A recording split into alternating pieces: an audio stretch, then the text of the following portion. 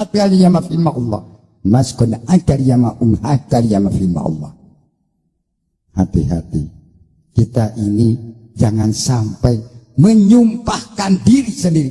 Ibarat kita sudah sumpah kepada jasad, sumpah kepada hati, sumpah kepada ruh. Tidak sadar bahwa tulisan itu sudah menyebar ke seluruh Indonesia, Asia dan dunia. Hati-hati. Betul atau tidak? Kata Bilatung, kata cacing. Makan tuh. Mas asyidi idhasya tasyida. Kamu waktu di dunia saya jadi cacing, bisa menjadi umpan. Sekarang kamu jadi umpan saya. Kata cacing gitu bahasanya. Makanya ditanya kata semut, ini bahasa semut.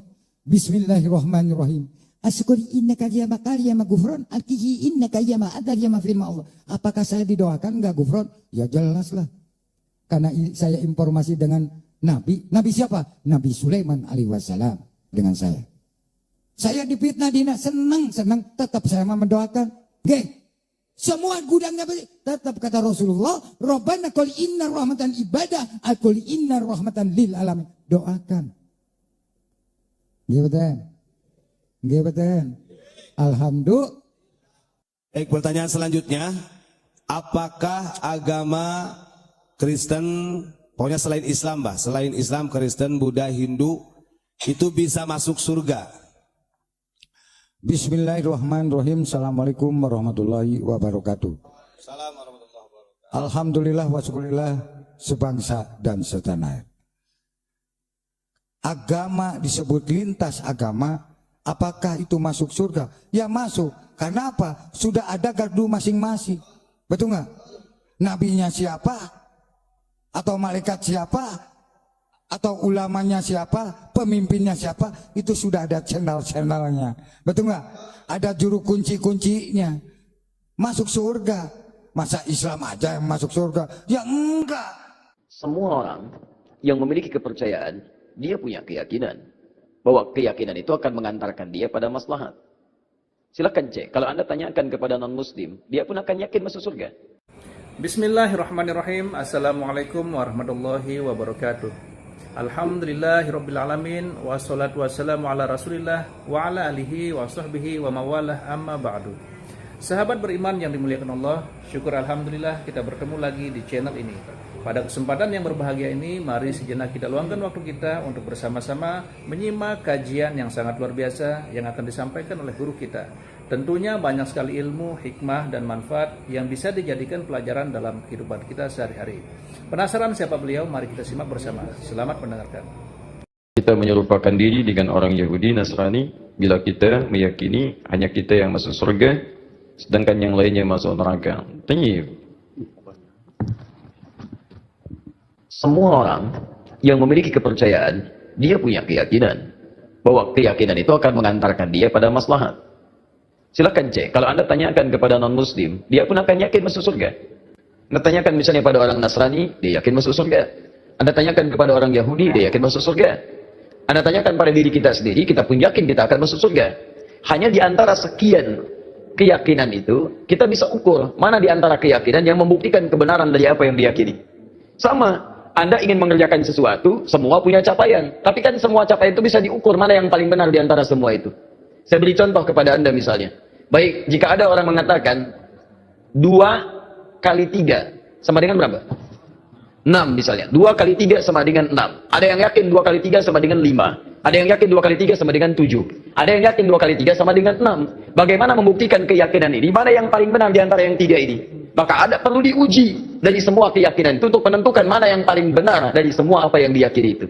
Baik, mari kita buktikan misalnya. Dari semua apa yang tadi diyakini, kita mesti bedakan. Ini ada 2 pertanyaan. Apakah ketika kita akan yakin masuk surga termasuk tasyabbuh?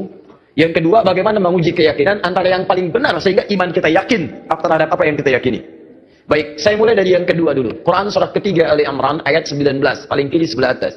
Inna ad-dina 'indallahil Islam. Sungguh jika ada pun segala hal yang diyakini disebut dengan agama, din, maka yang paling benar kata Allah, yang saya ridhai hanya Islam. Islam mutlak, itu keyakinan kita. Ketika Allah menyebutkan yang paling benar Islam, bukan hanya menerangkan Islam benar, tapi menurunkan pemahaman-pemahaman supaya yakin cuma Islam yang benar, bukan yang lainnya. Dari mana? Mari kita uji. Dan ini secara ilmiah bisa kita bahas. Jadi jangan sampai antum mengecilkan orang lain tapi tidak punya argumentasi. Quran itu ketika menjelaskan sesuatu sifatnya argumentatif, nih keterangannya. Tapi dari keterangan ini saya tidak paksa Anda untuk meyakini apa yang saya yakini. Anda mau silakan, saya nggak paksa, itu indahnya Quran. Buka Quran surah kedua ayat 256 paling kiri sebelah bawah. La ikraha fid din. Tidak boleh paksa orang untuk memeluk ad-din. Din yang dimaksud Islam. Quran surah 3 ayat 19. Inna ad-dina 'indallahil Islam. Di dalam Islam nggak boleh paksa orang. Apalagi dengan senjata nggak boleh. Tembak orang, bom orang, bunuh orang itu nggak boleh, dilarang. Ya, saya pernah dengar kejadian bom Jalan Tamrin itu. Baik, setelah itu saya ke Lampung ada pertanyaan, Ustaz, apakah bom di Jalan Tamrin termasuk jihad fisabilillah? Masya Allah. Saya bilang, Pak, Allah, sependek pengetahuan saya, jihad fisabilillah itu jihad di jalan Allah, bukan di Jalan Tamrin. Itu beda. Kaidahnya lain. Sekarang perhatikan, kata Quran, jangan paksa orang. La ikraha fiddin, lakum dinukum waliyadin. Tapi Quran menerangkan, ketika Anda tanya dari mana taunya Islam benar yang kamu yakini, diturunkanlah variabel-variabelnya untuk membuat Anda berpikir di situ. Contoh, dari aspek ketuhanan, kan yang paling penting, paling substansial, paling esensial, yang paling kuat dalam tatanan keyakinan itu adalah aspek ketuhanan uluhiyah. Yang membedakan satu keyakinan dengan yang lain adalah konsep ketuhanannya. Dalam Islam tidak ada yang paling jelas dibanding keyakinan lain tentang yang menjelaskan tentang ketuhanan kecuali dalam Islam. Contoh, saya berikan gambaran, mohon izin. Siapa Tuhan kita? Allah. Perhatikan baik-baik. Perhatikan, ketika Anda menyebutkan Allah, turun perintah dari Allah. Jangan cukupkan, katakan Allah. Jangan cukupkan, tapi Anda mesti punya ilmu untuk menetapkan kenapa Allah yang dianggap Tuhan. Kenapa Allah yang kita yakini sebagai Tuhan? Perhatikan, ketika Nabi ditanya oleh orang kafir Quraisy pada saat itu, "Hei, man rabbuk? Man rabbuk?" Karena ketika turun ayat, "Qul a'udzu birabbin nas, qul a'udzu birabbil falaq." Rabb. Kata mereka, siapa Rabb itu? Karena ini Tuhan-Tuhan kami pun, Lata, Uzza, Manat, itu Rabb juga. Rabb kamu siapa? Turun, qul huwa, katakan huwa. Rabb itu Allah. Saya tulis. Allah. Ketika menyebutkan Allah, perhatikan. Quran surah 47 ayat 19. Fa'lam, Anda mesti punya ilmu. Annahu la ilaha illallah, untuk menetapkan tiada Tuhan selain Allah. Nah, sekarang lihat baik-baik ya. Dari namanya saja Allah sudah menerangkan, saking jelasnya konsep ketuhanan dalam Islam, namanya saja itu tidak ada bandingannya. Kul, katakan Muhammad, huwa Allah, dialah Rabb itu Allah Ahad, yang dari sifat namanya dia punya sifat Ahad. Lihat sini. Kata Allah, kalau ada satu yang disebut Tuhan, dipertuhankan, maka ciri pertama, dia mesti beda dengan makhluk. Lihat baik-baik ya. Konsep ketuhanan dalam Islam mengatakan, setiap yang disebut Tuhan, yang diyakini sebagai Tuhan, itu mesti punya perbedaan dengan makhluk yang menuhankannya. Kalau Tuhan sama dengan makhluk, Khalik sama dengan makhluk, apa bedanya kemudian Khalik dengan makhluk? Di kaidah pertama, tidak boleh Allah sama dengan makhluk, Tuhan sama dengan makhluk. Kedua, tidak boleh bahkan Tuhan lebih rendah dari makhluk. Jadi kalau manusia makhluk kuat, Tuhan harus lebih kuat. Kalau makhluknya misalnya punya kekuatan, Tuhan mesti lebih kuat dibandingkan dengan itu. Sepakat sampai sini? Namanya pun mesti beda dengan makhluk. Lihat, nama Tuhan Allah sifatnya Ahad. Ada Wahid, ada Ahad, itu beda. Kalau Wahid, satu masih mungkin ada dua. Itsnain, tsalatsa, arba'. Tapi kalau Ahad, satu-satunya yang tidak ada duanya. Sekarang perhatikan baik-baik. Dari segi namanya saja, itu sudah punya mukjizat. Kata Allah, nama ini tidak akan pernah ada duanya. Dan setiap Anda hilangkan setiap hurufnya akan menunjuk pada zat yang satu. Contoh. Allah. Saya hilangkan kemudian satu hamzah wasalnya. Ini. Baca. Lillahi ma fis samawati wa ma fil ardh. Saya hilangkan satu huruf masih menunjuk pada yang satu. Ahad. Lillah. Saya hilangkan satu lamnya. Lam satu hilang. Ya, pasti dia ikut hilang. Baca. Lahu mulkus samawati wal ard. Lah masih menunjuk kepada Allah. Saya hilangkan lamnya. Baca. Hu itu singkatan dari huwa asalnya. Hu singkatan dari huwa. Karena ketika Anda baca huwa waqaf di sini, maka Anda hilangkan wa-nya, baca hu-nya. Quran surah kedua Al-Baqarah ayat 255, paling kiri pertengahan. Allahu la ilaha illa huwal hayyul qayyum, waqaf bi huwa. Allahu la ilaha illa wa-nya enggak dibaca. Kalau Anda ingin baca, Anda munculkan lagi huwa. Lihat ketika Anda wakaf di situ, Allahu la ilaha illa hu asalnya dari huwa, menunjuk kepada Allah. Kalau Anda tanya siapa itu huwa Ustaz, kembalikan ke ayat Quran surah ke-112. Kul huwa Allahu ahad. Kul huwa Allahu ahad, masih menunjuk kepada Allah. Kalau saya hapuskan kemudian, ini saya hapus lagi. Kelihatan? Tidak. Setiap yang tidak kelihatan disebut dengan ghaib. Maka Allah kemudian menerangkan dalam Quran surah kedua ayat yang ketiga, alladzina yu'minuna bil ghaib, masih menunjuk kepada ghaib itu ahad, Allah. Setiap huruf dihilangkan masih menunjuk pada zat yang sama. Itu baru namanya saja. Sekarang Anda hadirkan segala nama yang dipertuhankan di sini, tuliskan. Ambil contoh saja. Saya tidak tuliskan untuk menghormati kepercayaan yang lain, tapi kalau Anda ingin coba silakan masukkan. Karena kita agak sensitif nih, pulang dari sini jadi tersangka nanti saya. Bisa. Ada yang mempertuhankan dengan nama misalnya, bisa saja, bisa dengan nama yang luas. Bisa saja. Bisa. Tulis. Buang S-nya. Jadi apa? Menunjuk pada makna yang berbeda. Buang I-nya. Jadi apa? Buang L-nya jadi apa? Buang U-nya jadi apa? Buang T-nya jadi apa? Nggak ada sama sekali. Masukkan nama-nama yang dipertuhankan, tuliskan hurufnya, tuliskan namanya. Semua nama dari kepercayaan apapun, tuliskan. Ketika Anda hilangkan setiap hurufnya tidak akan menunjuk pada zat yang sama. Perhatikan, dari namanya saja sudah menunjukkan bahwa ini nama bukan nama biasa.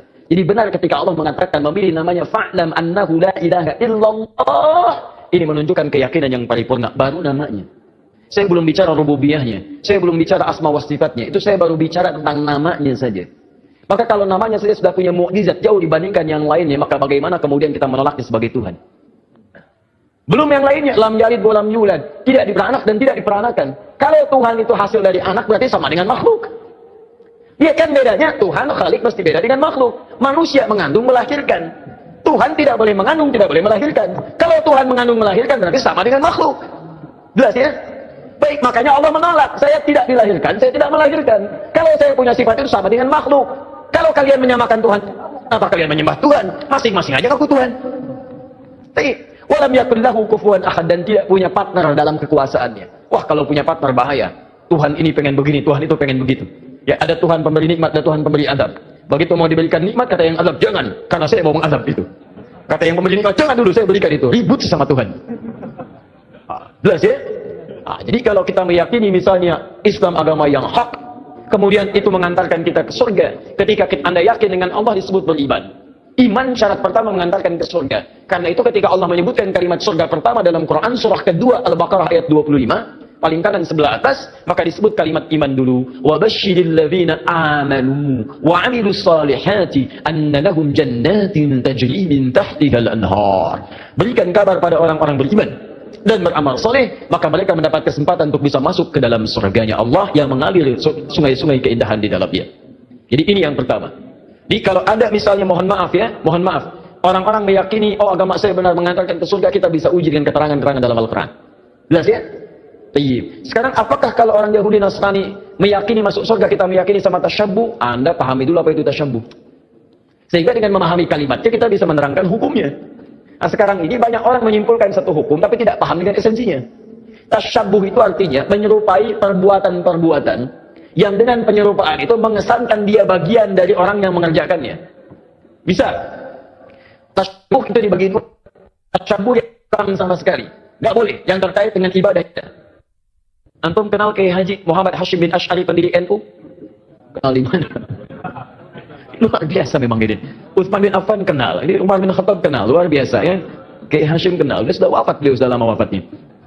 Kiai Haji Muhammad Hashim bin Asy'ari bin Abdul Wahid bin Abdul Halim. Abdul Halim dikenal dengan Sultan Hadi Wijaya, ya, atau dikenal dengan Pangeran Benawa bin Abdullah, dikenal dengan Joko Tingkir bin Abdul Aziz bin Abdul Fattah bin Abdul Rahman, Walid Dadan Aidul Yaqin, anak dari Sunan Giri. Baik, anak Maulana Ishaq, anak dari Sunan Giri. Jadi masih nyambung ke Sunan Giri. Saya sebutkan tadi malam, ya, Sunan Giri punya beberapa anak. Di antaranya adalah terhubung kepada ayahandanya Maulana Ishaq.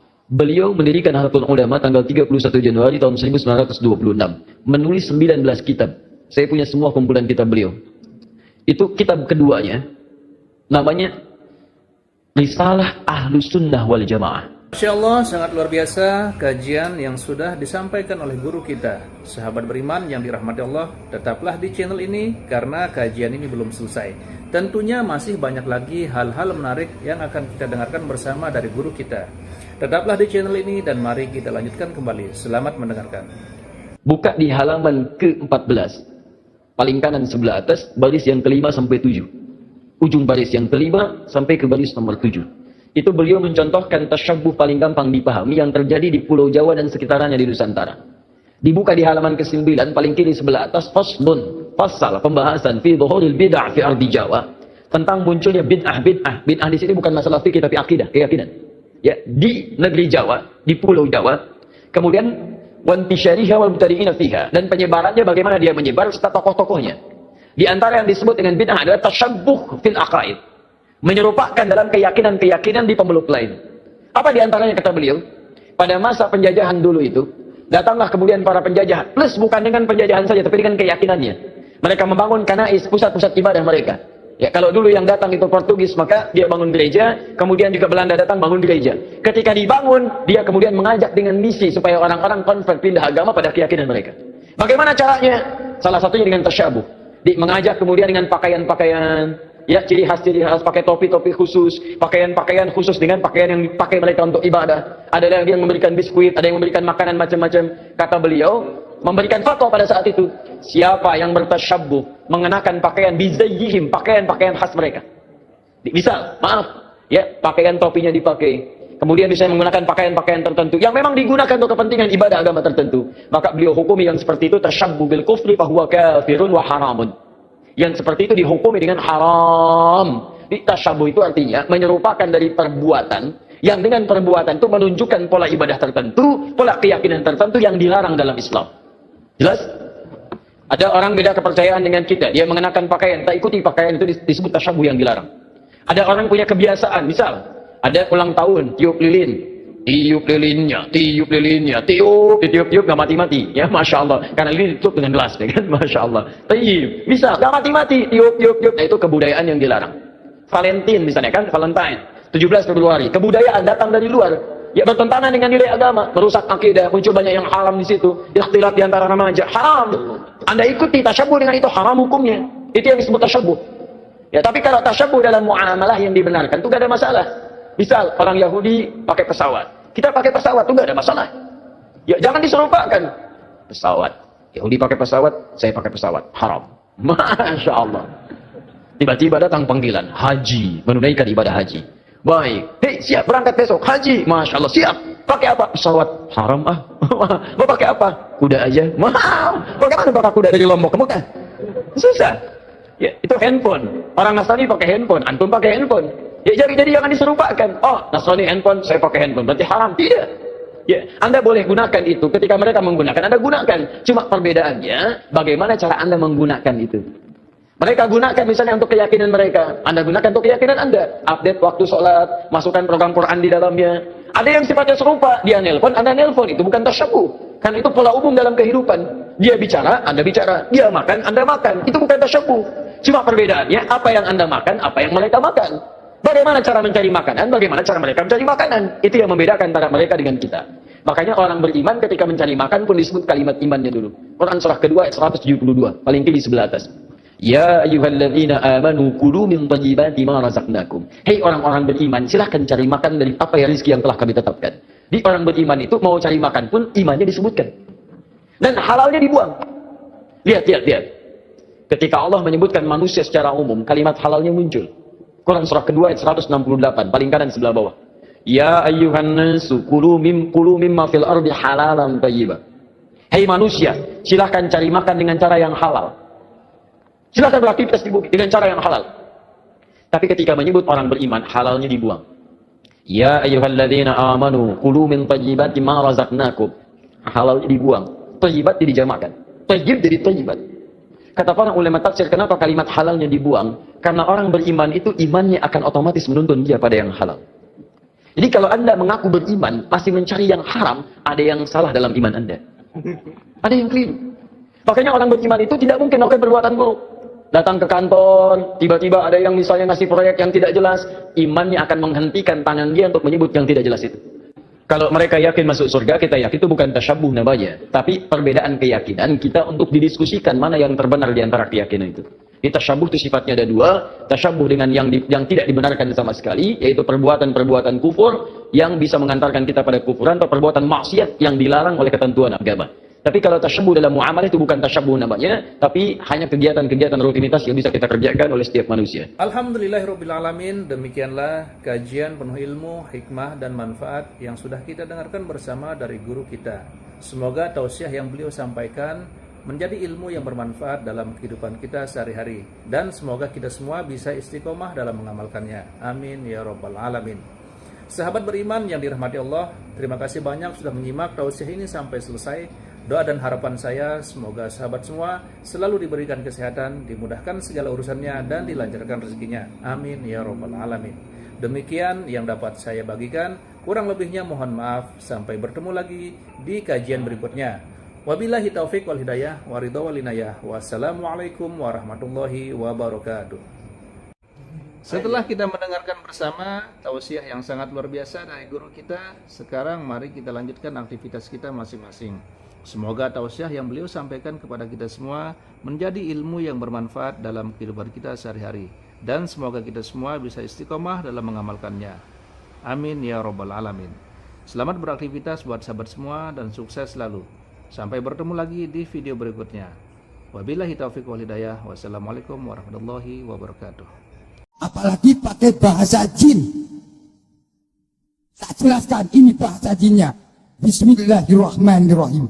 Wajibahkin agak matariamakum wajagaria wahina aganaum. Nah, itu bahasa khusus. Bahasa apa? Bahasa jin. Kalau bahasa malaikat, Bismillahirrahmanirrahim.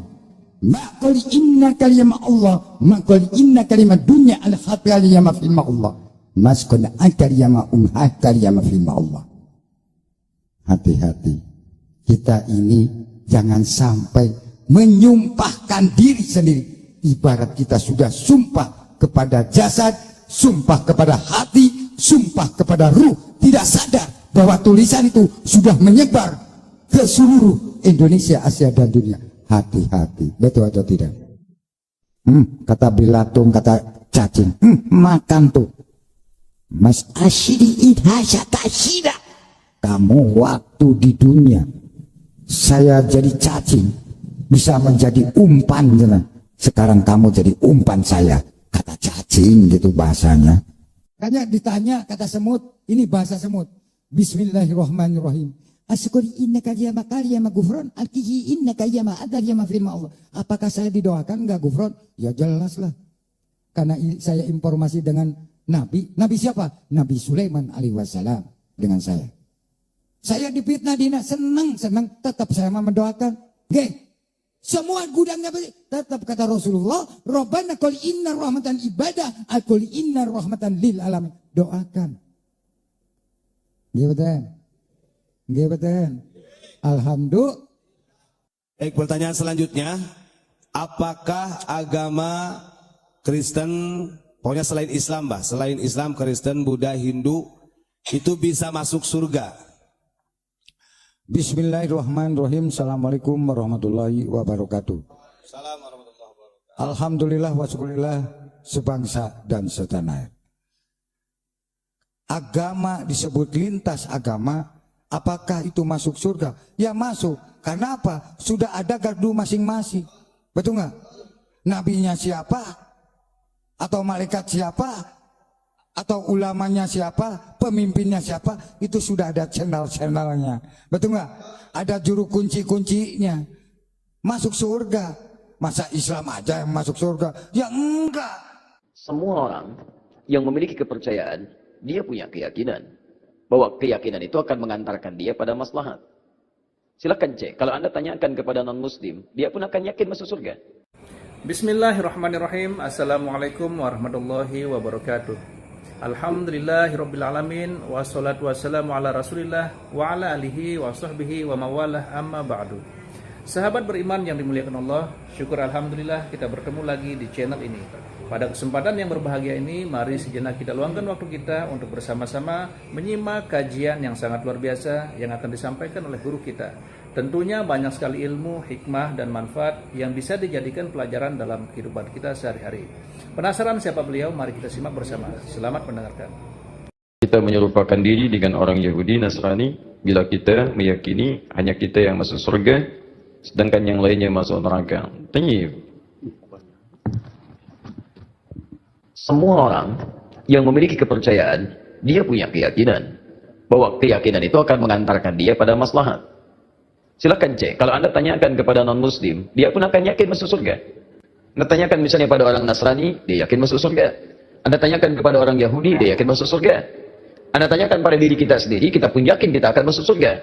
Hanya di antara sekian keyakinan itu, kita bisa ukur mana di antara keyakinan yang membuktikan kebenaran dari apa yang diyakini. Sama, Anda ingin mengerjakan sesuatu, semua punya capaian. Tapi kan semua capaian itu bisa diukur mana yang paling benar di antara semua itu. Saya beri contoh kepada Anda misalnya. Baik, jika ada orang mengatakan 2 kali 3 sama dengan berapa? 6 misalnya. 2 kali 3 sama dengan 6. Ada yang yakin 2 kali 3 sama dengan 5. Ada yang yakin 2 kali 3 sama dengan 7. Ada yang yakin 2 kali 3 sama dengan 6. Bagaimana membuktikan keyakinan ini? Mana yang paling benar di antara yang 3 ini? Maka ada perlu diuji dari semua keyakinan itu untuk menentukan mana yang paling benar dari semua apa yang diyakini itu. Baik, mari kita buktikan misalnya. Dari semua apa yang tadi diyakini, kita mesti bedakan. Ini ada 2 pertanyaan. Apakah ketika kita akan yakin masuk surga termasuk tasyabbuh? Yang kedua, bagaimana menguji keyakinan antara yang paling benar sehingga iman kita yakin terhadap apa yang kita yakini. Baik, saya mulai dari yang kedua dulu. Quran surah ketiga Ali Imran ayat 19, paling kiri sebelah atas. Innad dina indallahil Islam. Sungguh jika ada pun segala hal yang diyakini disebut dengan agama, din, maka yang paling benar kata Allah, yang saya ridai hanya Islam. Islam. Mutlak, itu keyakinan kita. Ketika Allah menyebutkan yang paling benar Islam, bukan hanya menerangkan Islam benar, tapi menurunkan pemahaman-pemahaman supaya yakin cuma Islam yang benar, bukan yang lainnya. Dari mana? Mari kita uji. Dan ini secara ilmiah bisa kita bahas. Jadi jangan sampai antum mengecilkan orang lain tapi tidak punya argumentasi. Quran itu ketika menjelaskan sesuatu sifatnya argumentatif, nih keterangannya. Tapi dari keterangan ini saya tidak paksa Anda untuk meyakini apa yang saya yakini. Anda mau? Silakan, saya nggak paksa. Itu indahnya Quran. Buka Quran surah kedua ayat 256 paling kiri sebelah bawah. La ikraha fid din. Tidak boleh paksa orang untuk memeluk ad-din. Din yang dimaksud Islam. Quran surah 3 ayat 19. Innad dina indallahil Islam. Di dalam Islam nggak boleh paksa orang. Apalagi dengan senjata nggak boleh. Tembak orang, bom orang, bunuh orang itu nggak boleh, dilarang. Ya, saya pernah dengar kejadian bom Jalan Tamrin itu.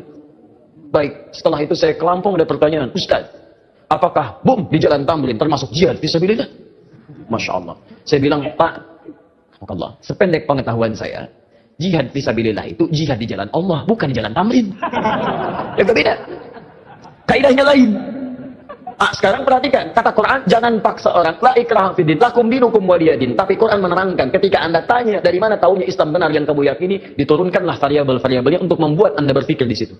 Contoh, dari aspek ketuhanan, kan yang paling penting, paling substansial, paling esensial, yang paling kuat dalam tatanan keyakinan itu adalah aspek ketuhanan uluhiyah. Yang membedakan satu keyakinan dengan yang lain adalah konsep ketuhanannya. Dalam Islam tidak ada yang paling jelas dibanding keyakinan lain tentang yang menjelaskan tentang ketuhanan kecuali dalam Islam. Contoh, saya berikan gambaran. Mohon izin. Siapa Tuhan kita? Allah. Perhatikan baik-baik. Perhatikan, ketika Anda menyebutkan Allah, turun perintah dari Allah. Jangan cukupkan, katakan Allah. Jangan cukupkan, tapi Anda mesti punya ilmu untuk menetapkan kenapa Allah yang dianggap Tuhan. Kenapa Allah yang kita yakini sebagai Tuhan? Perhatikan, ketika Nabi ditanya oleh orang kafir Quraisy pada saat itu, "Hei, man rabbuk? Man rabbuk?" Karena ketika turun ayat, "Qul a'udzu birabbin nas, qul a'udzu birabbil falaq." Rabb. Kata mereka, siapa Rabb itu? Karena ini Tuhan-Tuhan kami pun, Lata, Uzza, Manat, itu Rabb juga. Rabb kamu siapa? Turun, qul huwa, katakan huwa. Rabb itu Allah. Saya tulis. Allah. Ketika menyebutkan Allah, perhatikan.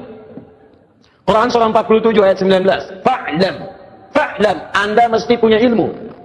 Annahu la ilaha illallah, untuk menetapkan tiada Tuhan selain Allah. Nah, sekarang lihat baik-baik ya.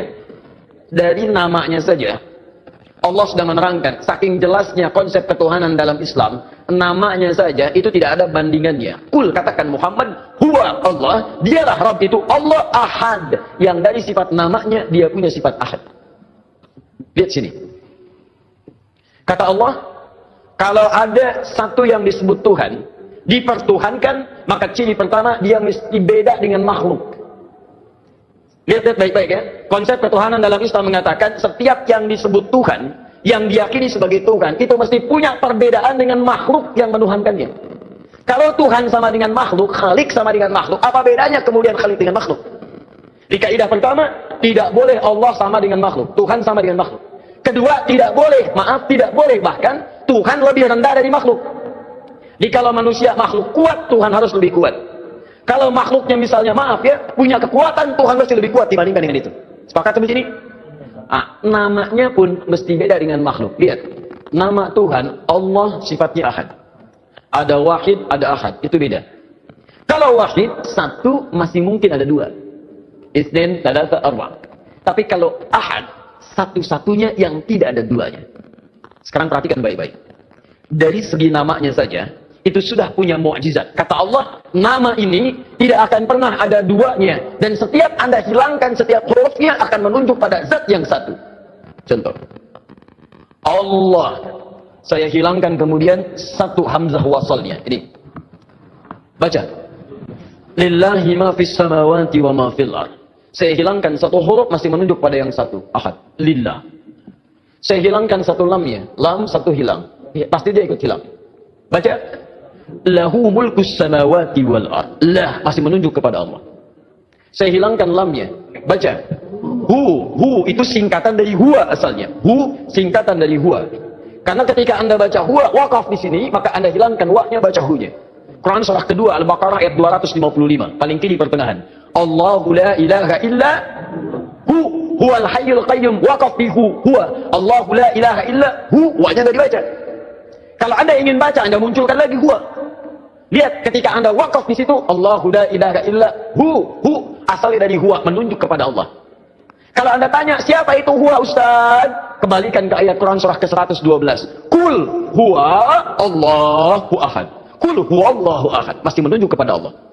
Kalau saya hapuskan kemudian, ini saya hapus lagi. Kelihatan? Tidak. Setiap yang tidak kelihatan disebut dengan ghaib. Maka Allah kemudian menerangkan dalam Quran surah kedua ayat yang ketiga, alladzina yu'minuna bil ghaib. Masih menunjuk kepada ghaib itu ahad, Allah. Setiap huruf dihilangkan masih menunjuk pada zat yang sama. Itu baru namanya saja. Sekarang Anda hadirkan segala nama yang dipertuhankan di sini, tuliskan. Ambil contoh saja. Saya tidak tuliskan untuk menghormati kepercayaan yang lain, tapi kalau Anda ingin coba, silakan masukkan. Karena kita agak sensitif nih, pulang dari sini jadi tersangka nanti saya. Misal, ada yang mempertuhankan dengan nama misalnya, misal dengan nama yang luas. Misal saja. Misal, tulis, buang S-nya. Jadi apa? Menunjuk pada makna yang berbeda. Buang I-nya. Jadi apa? Buang L-nya jadi apa? Buang U-nya jadi apa? Buang T-nya jadi apa? Nggak ada sama sekali. Masukkan nama-nama yang dipertuhankan, tuliskan hurufnya, tuliskan namanya. Semua nama dari kepercayaan apapun, tuliskan. Ketika Anda hilangkan setiap hurufnya, tidak akan menunjuk pada zat yang sama. Perhatikan, dari namanya saja sudah menunjukkan bahwa ini nama bukan nama biasa. Jadi benar ketika Allah mengatakan memilih namanya fa'lam annahu la ilaha illallah. Ini menunjukkan keyakinan yang paripurna, baru namanya. Saya belum bicara rububiyahnya, saya belum bicara asma wa sifatnya. Itu saya baru bicara tentang namanya saja. Maka kalau namanya saja sudah punya mukjizat jauh dibandingkan yang lainnya, maka bagaimana kemudian kita menolaknya sebagai Tuhan?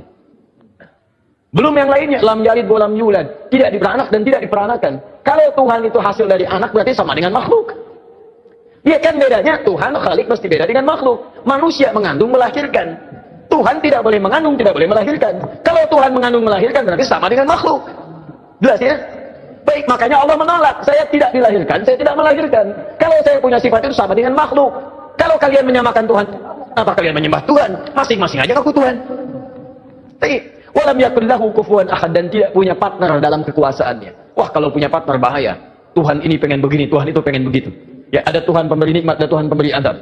Begitu mau diberikan nikmat, kata yang azab, jangan, karena saya mau mengazab itu. Kata yang pemberi nikmat, jangan dulu, saya berikan itu. Ribut sama Tuhan. Jelas ya?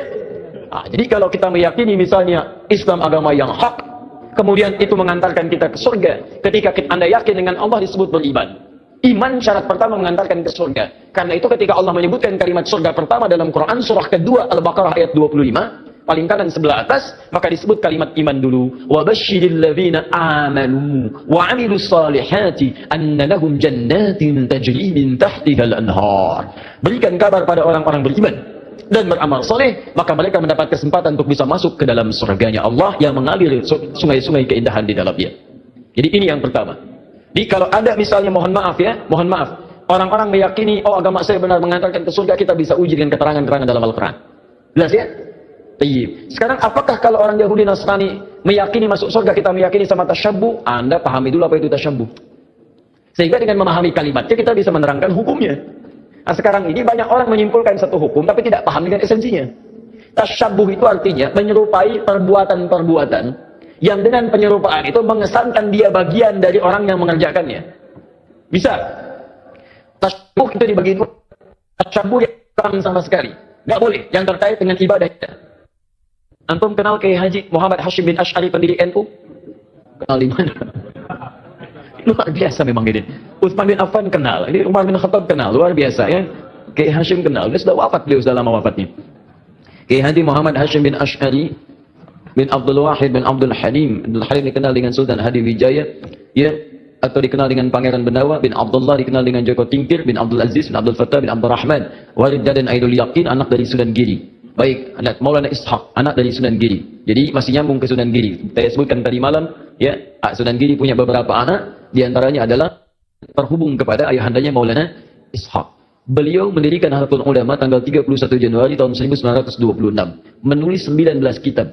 Saya punya semua kumpulan kitab beliau. Itu kitab keduanya, namanya Risalah Ahlus Sunnah wal Jamaah. Masya Allah, sangat luar biasa kajian yang sudah disampaikan oleh guru kita. Sahabat beriman yang dirahmati Allah, tetaplah di channel ini karena kajian ini belum selesai. Tentunya masih banyak lagi hal-hal menarik yang akan kita dengarkan bersama dari guru kita.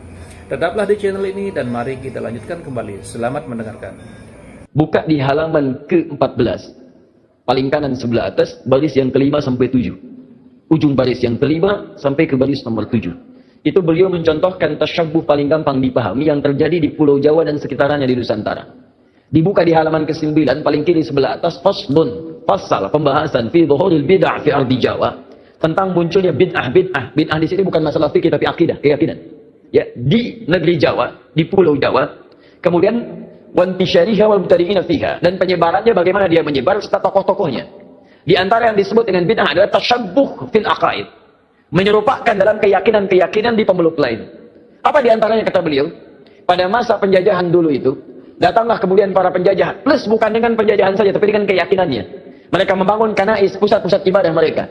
Ya, kalau dulu yang datang itu Portugis, maka dia bangun gereja, kemudian juga Belanda datang bangun gereja. Ketika dibangun, dia kemudian mengajak dengan misi supaya orang-orang konvert pindah agama pada keyakinan mereka. Bagaimana caranya? Salah satunya dengan tasyabuh. Mengajak kemudian dengan pakaian-pakaian, ya, ciri khas pakai topi-topi khusus, pakaian-pakaian khusus dengan pakaian yang dipakai mereka untuk ibadah. Ada yang memberikan biskuit, ada yang memberikan makanan macam-macam. Kata beliau, memberikan fatwa pada saat itu, siapa yang bertasyabbuh mengenakan pakaian bizayyihim, pakaian-pakaian khas mereka. Bisa, maaf, ya, pakaian topinya dipakai. Kemudian bisa menggunakan pakaian-pakaian tertentu yang memang digunakan untuk kepentingan ibadah agama tertentu. Maka beliau hukumi yang seperti itu tasyabbuh bil kufri fa huwa kafirun wa haramun. Yang seperti itu dihukumi dengan haram. Tasyabbuh itu artinya menyerupakan dari perbuatan yang dengan perbuatan itu menunjukkan pola ibadah tertentu, pola keyakinan tertentu yang dilarang dalam Islam. Jelas? Ada orang beda kepercayaan dengan kita, dia mengenakan pakaian, tak ikuti pakaian itu disebut tasyabbuh yang dilarang. Ada orang punya kebiasaan, misal ada ulang tahun, tiup lilin. Tiup lilinnya, ditiup-tiup nggak mati-mati, ya, masya Allah. Karena lilin ditutup dengan gelas, ya kan, masya Allah. Tiup, bisa, nggak mati-mati, tiup. Nah, itu kebudayaan yang dilarang. Valentine misalnya kan, Valentine, 17 Februari, kebudayaan datang dari luar, ya, bertentangan dengan nilai agama, merusak akidah, muncul banyak yang haram di situ, ikhtilat di antara remaja, haram. Anda ikuti tasyabbuh dengan itu, haram hukumnya. Itu yang disebut tasyabbuh. Ya, tapi kalau tasyabbuh dalam muamalah yang dibenarkan, itu nggak ada masalah. Misal orang Yahudi pakai pesawat, kita pakai pesawat itu nggak ada masalah. Ya, jangan diserupakan. Pesawat, Yahudi pakai pesawat, saya pakai pesawat, haram. Masya Allah. Tiba-tiba datang panggilan, haji, menunaikan ibadah haji. Baik, hei siap berangkat besok, haji, Masya Allah, siap. Pakai apa? Pesawat, haram ah. Mau pakai apa? Kuda aja, mahal. Bagaimana pakai kuda dari Lombok ke Mekah? Susah. Ya, itu handphone. Orang Nasrani pakai handphone, antum pakai handphone. Ya jadi jangan diserupakan. Oh, Nasrani handphone, saya pakai handphone, berarti haram. Tidak. Ya, Anda boleh gunakan itu ketika mereka menggunakan, Anda gunakan. Cuma perbedaannya, bagaimana cara Anda menggunakan itu. Mereka gunakan misalnya untuk keyakinan mereka, Anda gunakan untuk keyakinan Anda. Update waktu sholat, masukkan program Quran di dalamnya. Ada yang sifatnya serupa, dia nelpon, Anda nelpon, itu bukan tasyabuh. Karena itu pola umum dalam kehidupan. Dia bicara, Anda bicara. Dia makan, Anda makan. Itu bukan tasyabuh. Cuma perbedaannya, apa yang Anda makan, apa yang mereka makan. Bagaimana cara mencari makanan, bagaimana cara mereka mencari makanan. Itu yang membedakan antara mereka dengan kita. Makanya orang beriman ketika mencari makan pun disebut kalimat imannya dulu. Quran surah kedua ayat 172, paling tinggi sebelah atas. Ya ayyuhalladzina amanu kulu min thayyibati ma razaqnakum. Hei orang-orang beriman, silakan cari makan dari apa ya rezeki yang telah kami tetapkan. Di orang beriman itu mau cari makan pun imannya disebutkan. Dan halalnya dibuang. Lihat. Ketika Allah menyebutkan manusia secara umum, kalimat halalnya muncul. Quran surah kedua ayat 168, paling kanan sebelah bawah. Ya ayyuhan nasu kulu mimma fil ardi halalan thayyiban.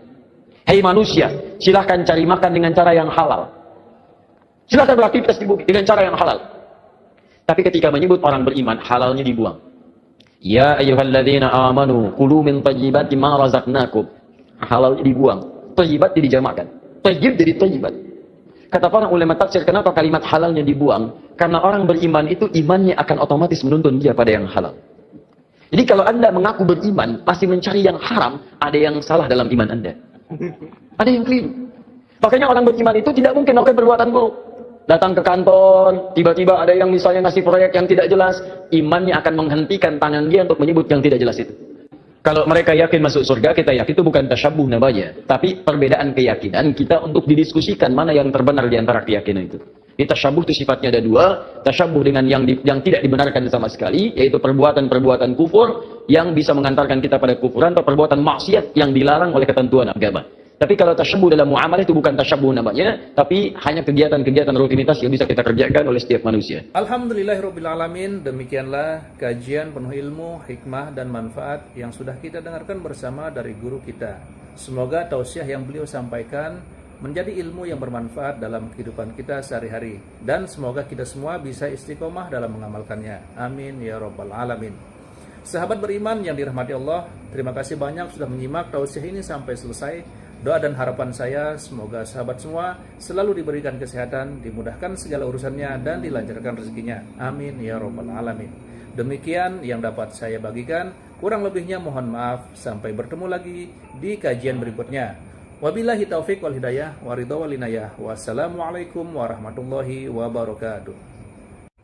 Setelah kita mendengarkan bersama tausiah yang sangat luar biasa dari guru kita, sekarang mari kita lanjutkan aktivitas kita masing-masing.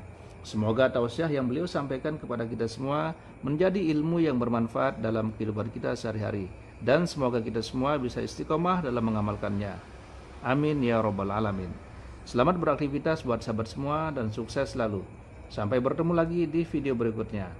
Wabillahi taufiq wal hidayah. Wassalamualaikum warahmatullahi wabarakatuh. Apalagi pakai bahasa jin. Tak jelaskan ini bahasa jinnya.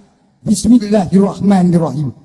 Wazqa'akin aqaja makariyamakum wajaqadya wahina akana'um. Nah, itu bahasa khusus. Bahasa apa? Bahasa jin.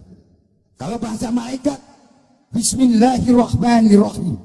Maqali inna kalimah Allah, maqali inna kalimah dunya al-khataliyama filma Allah. Maskun akariyama akariyama filma Allah. Hati-hati. Kita ini jangan sampai menyumpahkan diri sendiri. Ibarat kita sudah sumpah kepada jasad, sumpah kepada hati, sumpah kepada ruh. Tidak sadar bahwa tulisan itu sudah menyebar ke seluruh Indonesia, Asia, dan dunia. Hati-hati. Betul atau tidak? Kata belatung, kata cacing. Makan tuh. Mas asyidi idhasya tasyida. Kamu waktu di dunia saya jadi cacing, bisa menjadi umpan. Sekarang kamu jadi umpan saya, kata cacing. kucing gitu bahasanya. Makanya ditanya kata semut, ini bahasa semut. Bismillahirrahmanirrahim. Asyukuri innaka yama qaryama gufron alkihi innaka yama adar yama firma Allah. Apakah saya didoakan enggak gufron? Ya jelas lah. Karena saya informasi dengan Nabi. Nabi siapa? Nabi Sulaiman alaihi wassalam dengan saya. Saya difitnah dina senang tetap saya mendoakan. Oke. Semua gudangnya tetap kata Rasulullah, Rabbana qul inna rahmatan ibadah, qul inna rahmatan lil alamin. Doakan. Nggih betul. Alhamdulillah. Baik, pertanyaan selanjutnya, apakah agama Kristen, pokoknya selain Islam, Mbah, selain Islam, Kristen, Buddha, Hindu, itu bisa masuk surga? Bismillahirrahmanirrahim. Assalamualaikum warahmatullahi wabarakatuh. Alhamdulillah wa syukurillah sebangsa dan setanah air. Agama disebut lintas agama. Apakah itu masuk surga? Ya masuk. Karena apa? Sudah ada gardu masing-masing. Betul nggak? Nabinya siapa? Atau malaikat siapa? Atau ulamanya siapa? Pemimpinnya siapa? Itu sudah ada channel-channelnya. Betul nggak? Ada juru kunci-kuncinya. Masuk surga. Masa Islam aja yang masuk surga? Ya enggak. Semua orang yang memiliki kepercayaan, dia punya keyakinan bahwa keyakinan itu akan mengantarkan dia pada maslahat. Silakan cek. Kalau Anda tanyakan kepada non-muslim, dia pun akan yakin masuk surga. Bismillahirrahmanirrahim. Assalamualaikum warahmatullahi wabarakatuh. Alhamdulillahirabbil alamin wassalatu wassalamu ala Rasulillah wa ala alihi wa sahbihi wa mawalah amma ba'du. Sahabat beriman yang dimuliakan Allah, syukur alhamdulillah kita bertemu lagi di channel ini. Pada kesempatan yang berbahagia ini, mari sejenak kita luangkan waktu kita untuk bersama-sama menyimak kajian yang sangat luar biasa yang akan disampaikan oleh guru kita. Tentunya banyak sekali ilmu, hikmah, dan manfaat yang bisa dijadikan pelajaran dalam kehidupan kita sehari-hari. Penasaran siapa beliau? Mari kita simak bersama. Selamat mendengarkan. Kita menyerupakan diri dengan orang Yahudi, Nasrani, bila kita meyakini hanya kita yang masuk surga, sedangkan yang lainnya masuk neraka. Tayyib. Semua orang yang memiliki kepercayaan, dia punya keyakinan bahwa keyakinan itu akan mengantarkan dia pada maslahat. Silakan cek. Kalau Anda tanyakan kepada non-muslim, dia pun akan yakin masuk surga. Anda tanyakan misalnya pada orang Nasrani, dia yakin masuk surga. Anda tanyakan kepada orang Yahudi, dia yakin masuk surga. Anda tanyakan pada diri kita sendiri, kita pun yakin kita akan masuk surga. Hanya di antara sekian keyakinan itu, kita bisa ukur mana di antara keyakinan yang membuktikan kebenaran dari apa yang diyakini. Sama. Anda ingin mengerjakan sesuatu, semua punya capaian. Tapi kan semua capaian itu bisa diukur mana yang paling benar di antara semua itu. Saya beri contoh kepada Anda misalnya. Baik, jika ada orang mengatakan 2 kali 3 sama dengan berapa? 6 misalnya. 2 kali 3 sama dengan 6. Ada yang yakin 2 kali 3 sama dengan 5. Ada yang yakin 2 kali 3 sama dengan 7. Ada yang yakin 2 kali 3 sama dengan 6. Bagaimana membuktikan keyakinan ini? Mana yang paling benar di antara yang 3 ini? Maka ada perlu diuji dari semua keyakinan itu untuk menentukan mana yang paling benar dari semua apa yang diyakini itu. Baik, mari kita buktikan misalnya. Dari semua apa yang tadi diyakini, kita mesti bedakan. Ini ada 2 pertanyaan. Apakah ketika kita akan yakin masuk surga termasuk tasyabbuh? Yang kedua, bagaimana menguji keyakinan antara yang paling benar sehingga iman kita yakin terhadap apa yang kita yakini. Baik, saya mulai dari yang kedua dulu. Quran surah ketiga Ali Imran ayat 19, paling kiri sebelah atas. Inna ad-dina 'indallahil Islam. Sungguh jika ada pun segala hal yang diyakini disebut dengan agama, din, maka yang paling benar kata Allah, yang saya ridhai hanya Islam. Islam, mutlak, itu keyakinan kita. Ketika Allah menyebutkan yang paling benar Islam, bukan hanya menerangkan Islam benar, tapi menurunkan pemahaman-pemahaman supaya yakin cuma Islam yang benar, bukan yang lainnya. Dari mana? Mari kita uji. Dan ini secara ilmiah bisa kita bahas. Jadi jangan sampai antum mengecilkan orang lain tapi tidak punya argumentasi. Quran itu ketika menjelaskan sesuatu sifatnya argumentatif, nih keterangannya. Tapi dari keterangan ini saya tidak paksa Anda untuk meyakini apa yang saya yakini. Anda mau silakan, saya nggak paksa, itu indahnya Quran. Buka Quran surah kedua ayat 256 paling kiri sebelah bawah. La ikraha fid din. Tidak boleh paksa orang untuk memeluk ad-din. Din yang dimaksud Islam. Quran surah 3 ayat 19. Inna ad-dina 'indallahil Islam. Di dalam Islam nggak boleh paksa orang, apalagi dengan senjata nggak boleh. Tembak orang, bom orang, bunuh orang itu nggak boleh, dilarang. Ya, saya pernah dengar kejadian bom Jalan Tamrin itu. Baik, setelah itu saya ke Lampung, ada pertanyaan, Ustaz, Apakah bom di Jalan Tamrin termasuk jihad fisabilillah? Masya Allah. Saya bilang, Pak, Allah, sependek pengetahuan saya, jihad fisabilillah itu jihad di jalan Allah, bukan di Jalan Tamrin. Ya beda. Kaidahnya lain. Sekarang perhatikan, kata Quran, jangan paksa orang, la ikraha fiddin, lakum dinukum waliyadin. Tapi Quran menerangkan, ketika Anda tanya dari mana taunya Islam benar yang kamu yakini, diturunkanlah variabel-variabelnya untuk membuat Anda berpikir di situ. Contoh, dari aspek ketuhanan, kan yang paling penting, paling substansial, paling esensial, yang paling kuat dalam tatanan keyakinan itu adalah aspek ketuhanan uluhiyah. Yang membedakan satu keyakinan dengan yang lain adalah konsep ketuhanannya. Dalam Islam tidak ada yang paling jelas dibanding keyakinan lain tentang yang menjelaskan tentang ketuhanan kecuali dalam Islam. Contoh, saya berikan gambaran, mohon izin. Siapa Tuhan kita? Allah. Perhatikan baik-baik. Perhatikan, ketika Anda menyebutkan Allah, turun perintah dari Allah. Jangan cukupkan, katakan Allah. Jangan cukupkan, tapi Anda mesti punya ilmu untuk menetapkan kenapa Allah yang dianggap Tuhan. Kenapa Allah yang kita yakini sebagai Tuhan? Perhatikan, ketika Nabi ditanya oleh orang kafir Quraisy pada saat itu, "Hei, man rabbuk? Man rabbuk?" Karena ketika turun ayat, "Qul a'udzu birabbin nas, qul a'udzu birabbil falaq." Rabb. Kata mereka, siapa Rabb itu? Karena ini Tuhan-Tuhan kami pun, Lata, Uzza, Manat, itu Rabb juga. Rabb kamu siapa? Turun, qul huwa, katakan huwa. Rabb itu Allah. Saya tulis. Allah. Ketika menyebutkan Allah, perhatikan. Quran surah 47 ayat 19. Fa'lam, Anda mesti punya ilmu. Annahu la ilaha illallah, untuk menetapkan tiada Tuhan selain Allah. Nah, sekarang lihat baik-baik ya. Dari namanya saja, Allah sudah menerangkan, saking jelasnya konsep ketuhanan dalam Islam, namanya saja itu tidak ada bandingannya. Kul, katakan Muhammad, huwa Allah, dialah Rabb itu Allah Ahad. Yang dari sifat namanya, dia punya sifat Ahad. Lihat sini. Kata Allah, kalau ada satu yang disebut Tuhan, dipertuhankan, maka ciri pertama, dia mesti beda dengan makhluk. Lihat baik-baik ya. Konsep ketuhanan dalam Islam mengatakan, setiap yang disebut Tuhan, yang diyakini sebagai Tuhan, itu mesti punya perbedaan dengan makhluk yang menuhankannya.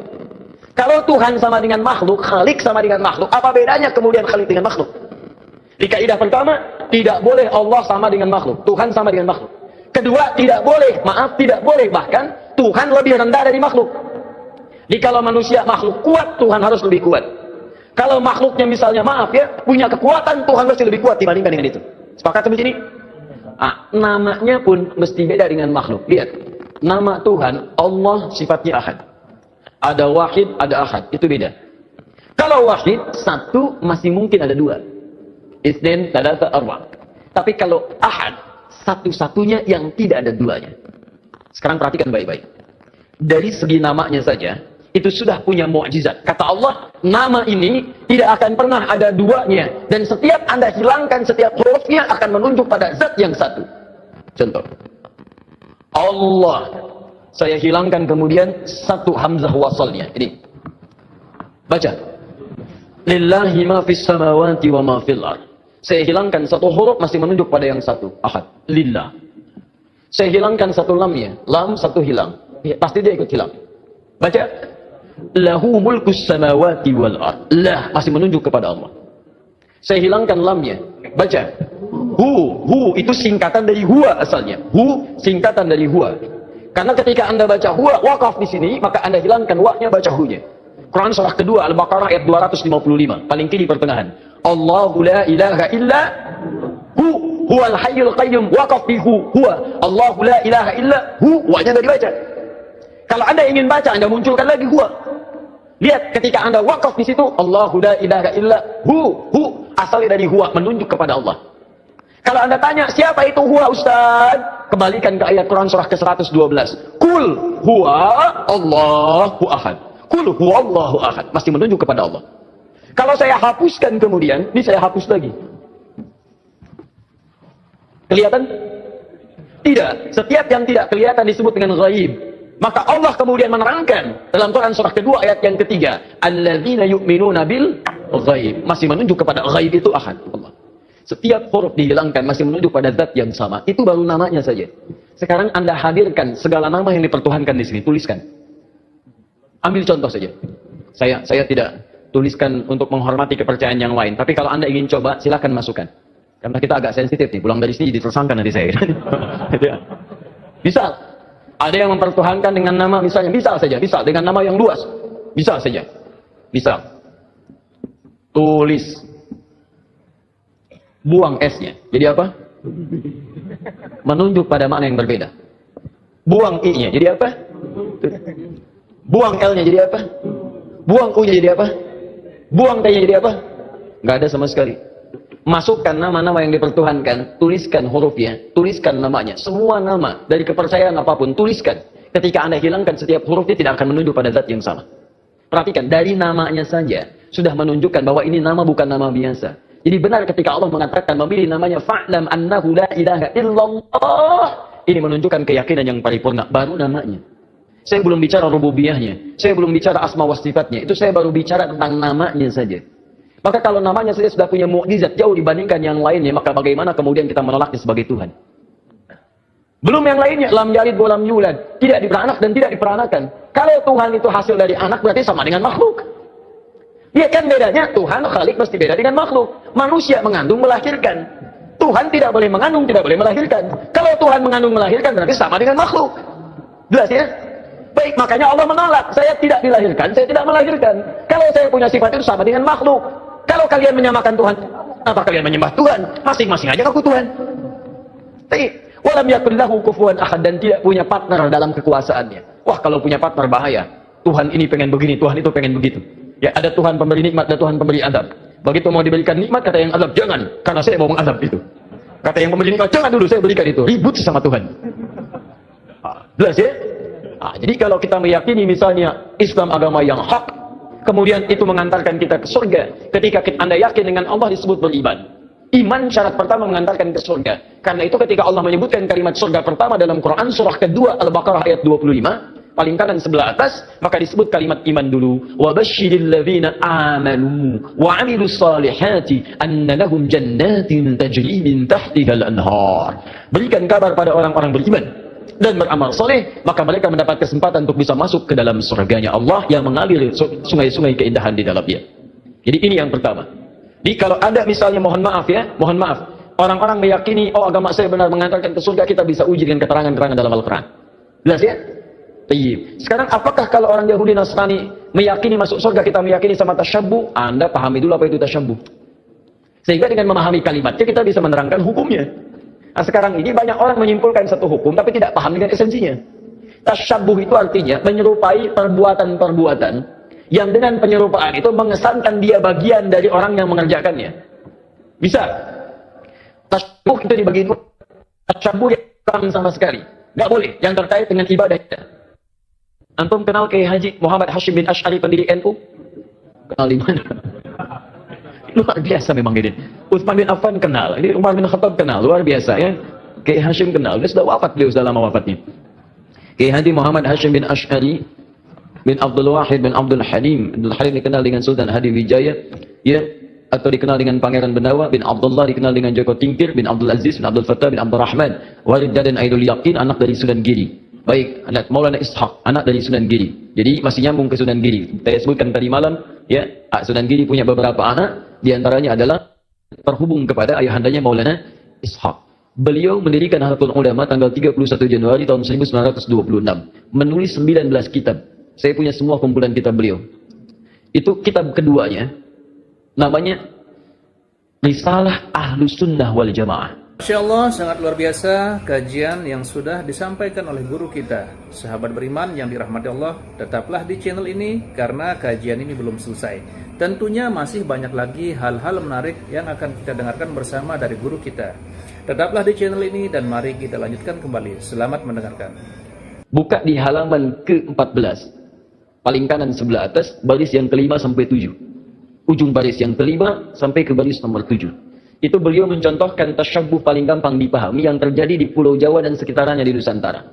Dibuka di halaman ke-9, paling kiri sebelah atas, faslun, fasal, pembahasan fi dhuhuril bid'ah fi ardi Jawa. Tentang munculnya bid'ah. Bid'ah di sini bukan masalah fikih tapi akidah, keyakinan. Ya, di negeri Jawa, di Pulau Jawa. Kemudian wantisyariha wal mubtadi'ina fiha, dan penyebarannya bagaimana dia menyebar serta tokoh-tokohnya. Di antara yang disebut dengan bid'ah adalah tasyabbuh fil aqaid. Menyerupakan dalam keyakinan-keyakinan di pemeluk lain. Apa di antaranya kata beliau? Pada masa penjajahan dulu itu, datanglah kemudian para penjajah, plus bukan dengan penjajahan saja, tapi dengan keyakinannya. Mereka membangun kanais, pusat-pusat ibadah mereka. Ya, kalau dulu yang datang itu Portugis, maka dia bangun gereja, kemudian juga Belanda datang bangun gereja. Ketika dibangun, dia kemudian mengajak dengan misi supaya orang-orang convert pindah agama pada keyakinan mereka. Bagaimana caranya? Salah satunya dengan tasyabuh.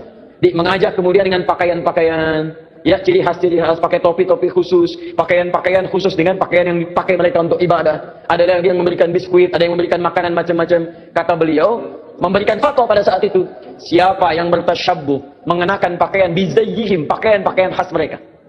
Misal, maaf, ya, pakaian topinya dipakai. Kemudian bisa menggunakan pakaian-pakaian tertentu yang memang digunakan untuk kepentingan ibadah agama tertentu. Maka beliau hukumi yang seperti itu tasyabbuh bil kufri fahuwa kafirun wa haramun. Yang seperti itu dihukumi dengan haram. Tasyabbuh itu artinya menyerupakan dari perbuatan yang dengan perbuatan itu menunjukkan pola ibadah tertentu, pola keyakinan tertentu yang dilarang dalam Islam. Jelas? Ada orang beda kepercayaan dengan kita, dia mengenakan pakaian, tak ikuti pakaian itu disebut tasyabbuh yang dilarang. Ada orang punya kebiasaan, misal ada ulang tahun, tiup lilin, tiup lilinnya, tiup nggak mati-mati, ya, masya Allah, karena lilin ditutup dengan gelas, ya kan, masya Allah. Tiup, bisa, nggak mati-mati, tiup, nah itu kebudayaan yang dilarang. Valentine misalnya kan, Valentine, 17 Februari, kebudayaan datang dari luar, ya bertentangan dengan nilai agama, merusak akidah, muncul banyak yang haram di situ, ikhtilat di antara remaja, haram. Anda ikuti tasyabbuh dengan itu, haram hukumnya, itu yang disebut tasyabbuh. Ya, tapi kalau tasyabbuh dalam muamalah yang dibenarkan, itu gak ada masalah. Misal orang Yahudi pakai pesawat, kita pakai pesawat itu nggak ada masalah. Ya jangan diserupakan. Pesawat, Yahudi pakai pesawat, saya pakai pesawat, haram. Masya Allah. Tiba-tiba datang panggilan haji, menunaikan ibadah haji. Baik, hei siap berangkat besok haji, masya Allah siap. Pakai apa? Pesawat, haram ah. Mau pakai apa? Kuda aja. Mahal. Bagaimana pakai kuda dari Lombok ke Mekah? Susah. Ya itu handphone. Orang Nasrani pakai handphone, antum pakai handphone. Ya jadi jangan diserupakan. Oh, Nasrani handphone, saya pakai handphone, berarti haram. Tidak. Ya, Anda boleh gunakan itu ketika mereka menggunakan, Anda gunakan. Cuma perbedaannya bagaimana cara Anda menggunakan itu. Mereka gunakan misalnya untuk keyakinan mereka, Anda gunakan untuk keyakinan Anda. Update waktu sholat, masukkan program Quran di dalamnya. Ada yang sifatnya serupa, dia nelpon, Anda nelpon, itu bukan tasyabbuh. Kan itu pola umum dalam kehidupan. Dia bicara, Anda bicara. Dia makan, Anda makan. Itu bukan tasyabbuh. Cuma perbedaannya apa yang Anda makan, apa yang mereka makan. Bagaimana cara mencari makanan, bagaimana cara mereka mencari makanan. Itu yang membedakan antara mereka dengan kita. Makanya orang beriman ketika mencari makan pun disebut kalimat imannya dulu. Quran surah kedua ayat 172, paling tinggi sebelah atas.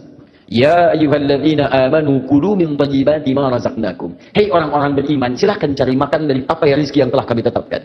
Di orang beriman itu mau cari makan pun imannya disebutkan. Dan halalnya dibuang. Lihat. Ketika Allah menyebutkan manusia secara umum, kalimat halalnya muncul. Quran surah kedua ayat 168, paling kanan sebelah bawah. Ya ayyuhan nasu kulu mimma fil ardi halalan thayyiba. Hei manusia, silahkan cari makan dengan cara yang halal. Silahkan beraktivitas di bumi dengan cara yang halal. Tapi ketika menyebut orang beriman, halalnya dibuang. Ya ayyuhalladzina amanu kulu min thayyibati ma razaqnakum. Halalnya dibuang. Thayyibat dijamakkan. Thayyib jadi thayyibat. Kata para ulama tafsir, kenapa kalimat halalnya dibuang? Karena orang beriman itu imannya akan otomatis menuntun dia pada yang halal. Jadi kalau Anda mengaku beriman, masih mencari yang haram, ada yang salah dalam iman Anda. Ada yang keliru.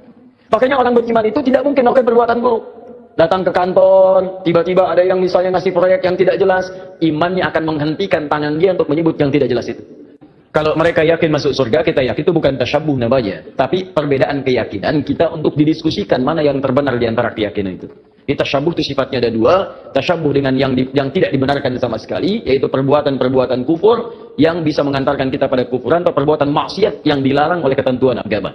Tapi kalau tasyabbuh dalam muamalah itu bukan tasyabbuh namanya, tapi hanya kegiatan-kegiatan rutinitas yang bisa kita kerjakan oleh setiap manusia. Alhamdulillahirrabbilalamin, demikianlah kajian penuh ilmu, hikmah, dan manfaat yang sudah kita dengarkan bersama dari guru kita. Semoga tausiah yang beliau sampaikan menjadi ilmu yang bermanfaat dalam kehidupan kita sehari-hari. Dan semoga kita semua bisa istiqomah dalam mengamalkannya. Amin ya rabbal alamin. Sahabat beriman yang dirahmati Allah, terima kasih banyak sudah menyimak tausiah ini sampai selesai. Doa dan harapan saya semoga sahabat semua selalu diberikan kesehatan, dimudahkan segala urusannya, dan dilancarkan rezekinya. Amin ya robbal alamin. Demikian yang dapat saya bagikan. Kurang lebihnya mohon maaf. Sampai bertemu lagi di kajian berikutnya. Wabillahi taufiq wal hidayah wa ridha wal inayah. Wassalamualaikum warahmatullahi wabarakatuh. Setelah kita mendengarkan bersama tausiah yang sangat luar biasa dari guru kita, sekarang mari kita lanjutkan aktivitas kita masing-masing. Semoga tausiah yang beliau sampaikan kepada kita semua menjadi ilmu yang bermanfaat dalam kehidupan kita sehari-hari, dan semoga kita semua bisa istiqomah dalam mengamalkannya. Amin ya robbal alamin. Selamat beraktivitas buat sahabat semua dan sukses selalu. Sampai bertemu lagi di video berikutnya. Wabillahi taufiq wal hidayah. Wassalamualaikum warahmatullahi wabarakatuh. Apalagi pakai bahasa jin. Tak jelaskan ini bahasa jinnya. Bismillahirrahmanirrahim. Wazqakin aqaja matarimakum wa yaqya wa inna ajanaum. Nah, itu bahasa khusus. Bahasa apa? Bahasa jin.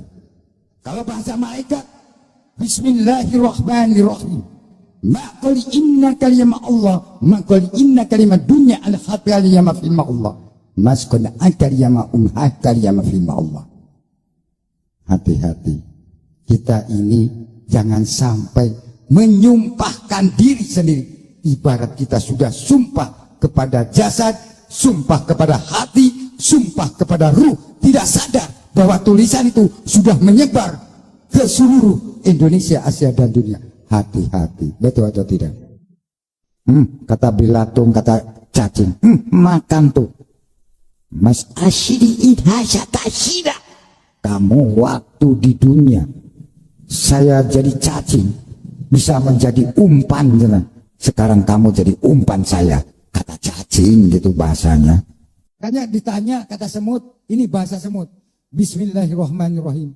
Asyukuri innaka yama karyama gufron alkihi innaka yama adar yama firma Allah. Apakah saya didoakan enggak gufron? Ya jelas lah. Karena saya informasi dengan Nabi. Nabi siapa? Nabi Sulaiman alaihi wassalam dengan saya. Saya difitnah dina, senang, tetap saya mendoakan. Oke. Semua gudangnya tetap kata Rasulullah, Rabbana qul inna rahmatan ibadah, qul inna rahmatan lil alamin. Doakan. Gimana? Alhamdulillah. Baik, pertanyaan selanjutnya, apakah agama Kristen, pokoknya selain Islam, selain Islam, Kristen, Buddha, Hindu, itu bisa masuk surga? Bismillahirrahmanirrahim. Assalamualaikum warahmatullahi wabarakatuh. Alhamdulillah wa syukurillah sebangsa dan setanah air. Agama disebut lintas agama. Apakah itu masuk surga? Ya masuk. Karena apa? Sudah ada gardu masing-masing. Betul nggak? Nabinya siapa? Atau malaikat siapa?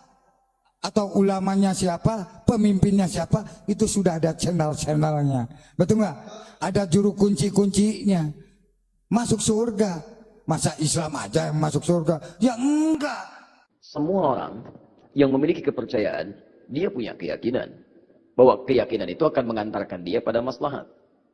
Silakan cek, kalau Anda tanyakan kepada non-muslim, dia pun akan yakin masuk surga. Bismillahirrahmanirrahim. Assalamualaikum warahmatullahi wabarakatuh.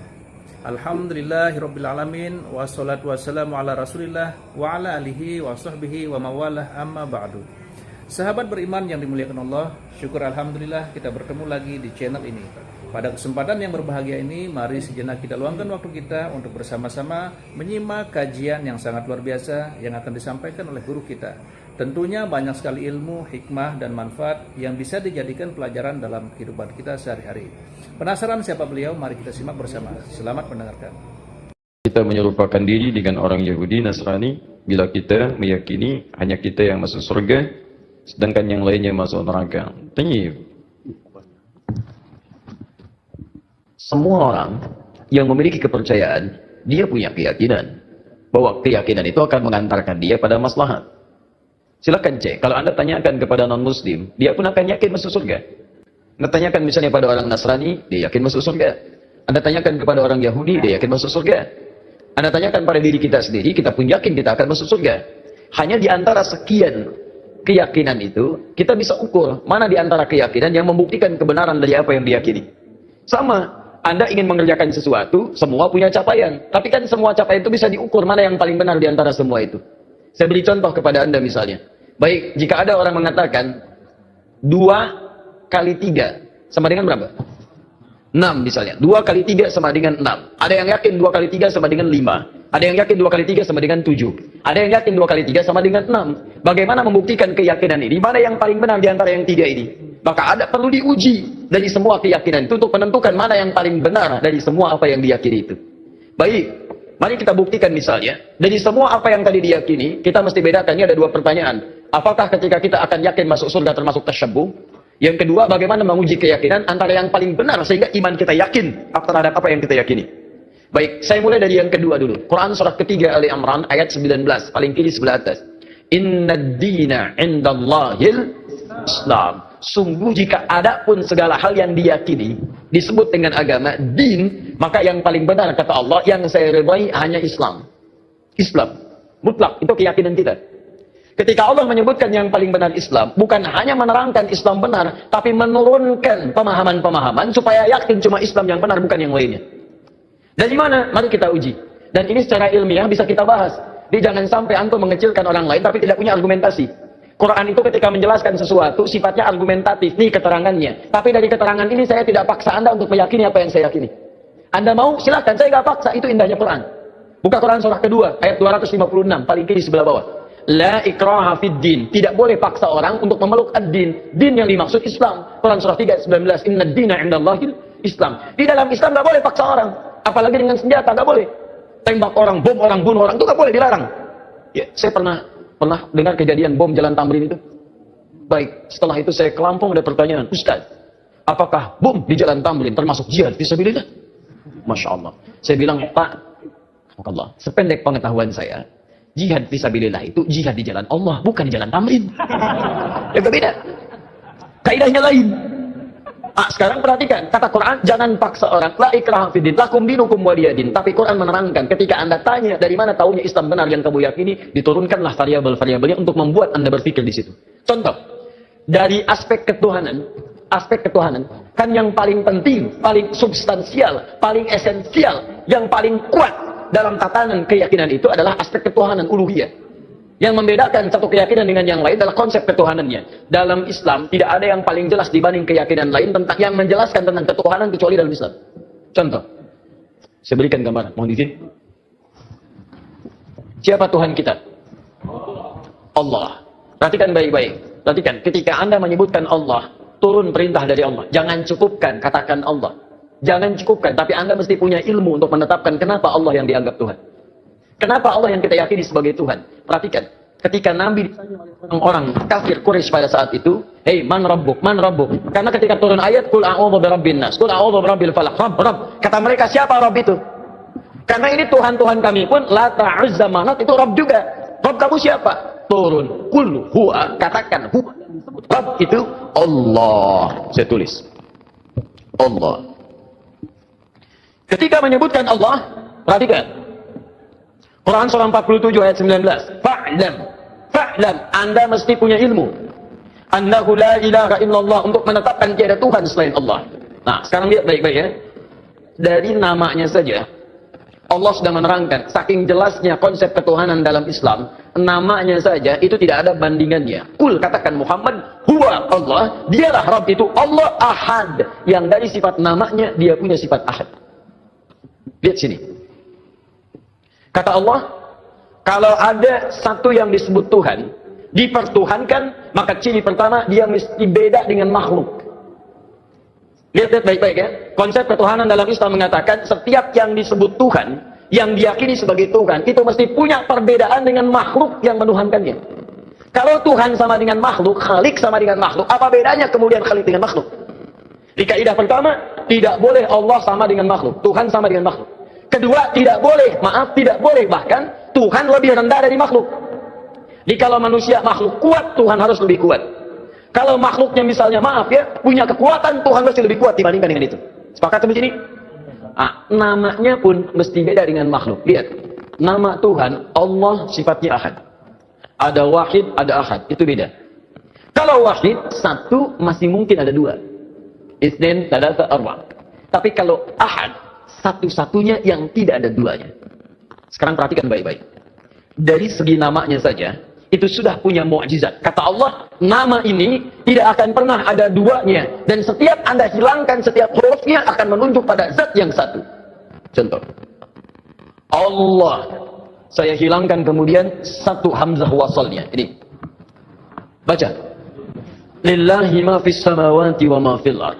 Saya hilangkan satu huruf masih menunjuk pada yang satu. Ahad. Lillah. Saya hilangkan satu lamnya. Lam satu hilang. Ya, pasti dia ikut hilang. Baca.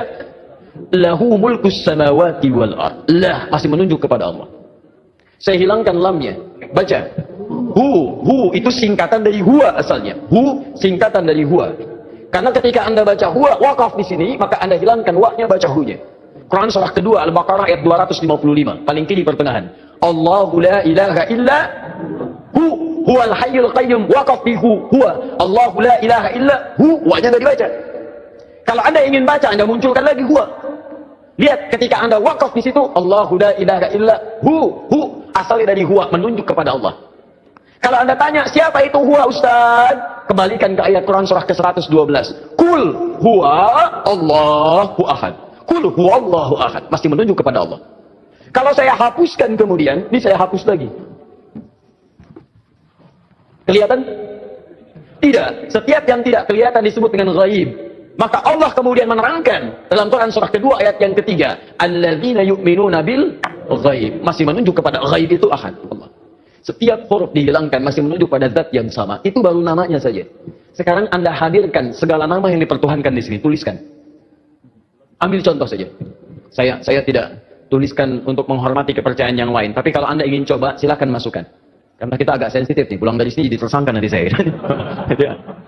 Bisa. Ada yang mempertuhankan dengan nama misalnya, bisa saja, bisa dengan nama yang luas. Bisa saja. Bisa. Tulis.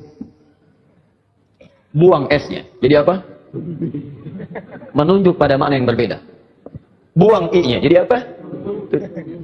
Buang L-nya jadi apa? Buang U-nya jadi apa? Buang T-nya jadi apa? Nggak ada sama sekali. Masukkan nama-nama yang dipertuhankan, tuliskan hurufnya, tuliskan namanya. Semua nama dari kepercayaan apapun, tuliskan. Ketika Anda hilangkan setiap hurufnya tidak akan menunjuk pada zat yang sama. Perhatikan, dari namanya saja sudah menunjukkan bahwa ini nama bukan nama biasa. Jadi benar ketika Allah mengatakan memilih namanya fa'lam annahu la ilaha illallah. Ini menunjukkan keyakinan yang paripurna, baru namanya. Saya belum bicara rububiyahnya, saya belum bicara asma wa sifatnya. Itu saya baru bicara tentang namanya saja. Maka kalau namanya saja sudah punya mukjizat jauh dibandingkan yang lainnya, maka bagaimana kemudian kita menolaknya sebagai Tuhan? Belum yang lainnya, lam yalid wa lam yulad, tidak diperanak dan tidak diperanakan. Kalau Tuhan itu hasil dari anak berarti sama dengan makhluk. Dia kan bedanya, Tuhan Khalik mesti beda dengan makhluk. Manusia mengandung melahirkan. Tuhan tidak boleh mengandung, tidak boleh melahirkan. Kalau Tuhan mengandung melahirkan berarti sama dengan makhluk. Jelas ya? Baik, makanya Allah menolak. Saya tidak dilahirkan, saya tidak melahirkan.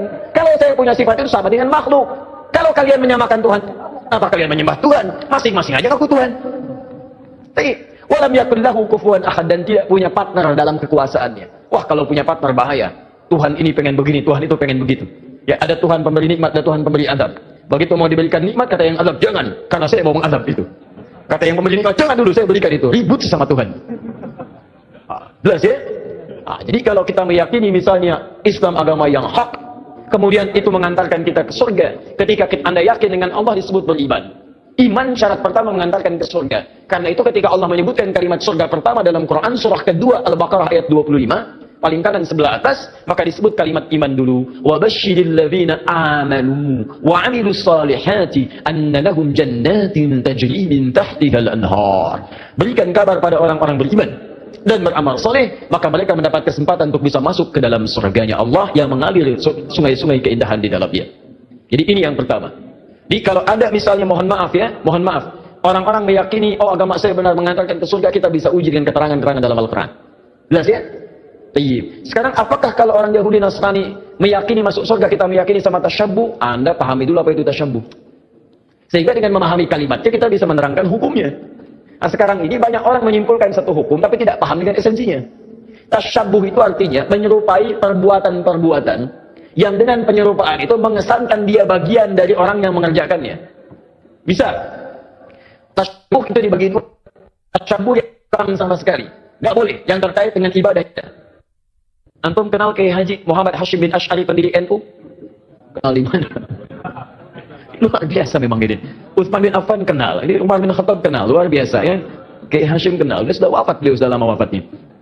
Kiai Haji Muhammad Hashim bin Asy'ari bin Abdul Wahid bin Abdul Halim. Abdul Halim dikenal dengan Sultan Hadi Wijaya, ya, atau dikenal dengan Pangeran Benawa. Bin Abdullah dikenal dengan Joko Tingkir. Bin Abdul Aziz bin Abdul Fattah bin Abdul Rahman. Walid dan Aidul Yaqin, anak dari Sunan Giri. Baik, anak Maulana Ishaq, anak dari Sunan Giri. Jadi masih nyambung ke Sunan Giri. Saya sebutkan tadi malam, ya, Sunan Giri punya beberapa anak, diantaranya adalah terhubung kepada ayahandanya Maulana Ishaq. Beliau mendirikan Nahdlatul Ulama tanggal 31 Januari tahun 1926. Menulis 19 kitab. Saya punya semua kumpulan kitab beliau. Itu kitab keduanya, namanya Risalah Ahlus Sunnah wal Jamaah. Masya Allah, sangat luar biasa kajian yang sudah disampaikan oleh guru kita. Sahabat beriman yang dirahmati Allah, tetaplah di channel ini karena kajian ini belum selesai. Tentunya masih banyak lagi hal-hal menarik yang akan kita dengarkan bersama dari guru kita. Tetaplah di channel ini dan mari kita lanjutkan kembali. Selamat mendengarkan. Buka di halaman ke-14. Paling kanan sebelah atas, baris yang ke-5 sampai 7. Ujung baris yang ke-5 sampai ke baris nomor 7. Itu beliau mencontohkan tasyabbuh paling gampang dipahami yang terjadi di Pulau Jawa dan sekitarnya di Nusantara. Dibuka di halaman ke-9, paling kiri sebelah atas, faslun, fasal, pembahasan fi dhuhuril bid'ah fi ardi Jawa. Tentang munculnya bid'ah. Bid'ah di sini bukan masalah fikih tapi akidah, keyakinan. Ya, di negeri Jawa, di Pulau Jawa. Kemudian wantisyariha wal mubtadi'ina fiha, dan penyebarannya bagaimana dia menyebar serta tokoh-tokohnya. Di antara yang disebut dengan bid'ah adalah tasyabbuh fil aqaid, menyerupakan dalam keyakinan-keyakinan di pemeluk lain. Apa di antaranya kata beliau? Pada masa penjajahan dulu itu, datanglah kemudian para penjajah, plus bukan dengan penjajahan saja tapi dengan keyakinannya. Mereka membangun kanais, pusat-pusat ibadah mereka. Ya, kalau dulu yang datang itu Portugis, maka dia bangun gereja, kemudian juga Belanda datang bangun gereja. Ketika dibangun, dia kemudian mengajak dengan misi supaya orang-orang convert pindah agama pada keyakinan mereka. Bagaimana caranya? Salah satunya dengan tasyabuh. Mengajak kemudian dengan pakaian-pakaian, ya, ciri khas pakai topi-topi khusus, pakaian-pakaian khusus dengan pakaian yang dipakai mereka untuk ibadah. Ada yang memberikan biskuit, ada yang memberikan makanan macam-macam. Kata beliau, memberikan fatwa pada saat itu, siapa yang bertasyabbuh mengenakan pakaian bizayyihim, pakaian-pakaian khas mereka. Misal, maaf, ya, pakaian topinya dipakai, kemudian bisa menggunakan pakaian-pakaian tertentu yang memang digunakan untuk kepentingan ibadah agama tertentu, maka beliau hukumi yang seperti itu tasyabbuh bil kufri fahuwa kafirun wa haramun. Yang seperti itu dihukumi dengan haram. Tasyabbuh itu artinya menyerupakan dari perbuatan yang dengan perbuatan itu menunjukkan pola ibadah tertentu, pola keyakinan tertentu yang dilarang dalam Islam. Jelas? Ada orang beda kepercayaan dengan kita, dia mengenakan pakaian, tak ikuti pakaian itu disebut tasyabbuh yang dilarang. Ada orang punya kebiasaan, misal ada ulang tahun, tiup lilin, tiup lilinnya, tiup nggak mati-mati, ya, masya Allah, karena lilin ditutup dengan gelas, ya kan, masya Allah. Bisa nggak mati-mati, tiup, nah itu kebudayaan yang dilarang. Valentine misalnya kan, Valentine, 17 Februari, kebudayaan datang dari luar. Ya, bertentangan dengan nilai agama, merusak akidah, muncul banyak yang haram di situ, ikhtilat di antara remaja, haram. Anda ikuti tasyabbuh dengan itu, haram hukumnya. Itu yang disebut tasyabbuh. Ya, tapi kalau tasyabbuh dalam muamalah yang dibenarkan itu gak ada masalah. Misal orang Yahudi pakai pesawat, kita pakai pesawat itu gak ada masalah. Ya, jangan diserupakan. Pesawat, Yahudi pakai pesawat, saya pakai pesawat, haram. Masya Allah. Tiba-tiba datang panggilan haji, menunaikan ibadah haji. Baik, hei, siap berangkat besok haji, masya Allah, siap. Pakai apa? Pesawat, haram ah. Mau pakai apa? Kuda aja, mahal. Bagaimana pakai kuda dari Lombok ke Mekah? Susah. Ya, itu handphone. Orang Nasrani pakai handphone, antum pakai handphone. Ya, jadi jangan diserupakan. Oh, Nasrani handphone, saya pakai handphone, berarti haram? Tidak. Ya, Anda boleh gunakan itu. Ketika mereka menggunakan, Anda gunakan. Cuma perbedaannya, bagaimana cara Anda menggunakan itu. Mereka gunakan misalnya untuk keyakinan mereka, Anda gunakan untuk keyakinan Anda. Update waktu sholat, masukkan program Quran di dalamnya.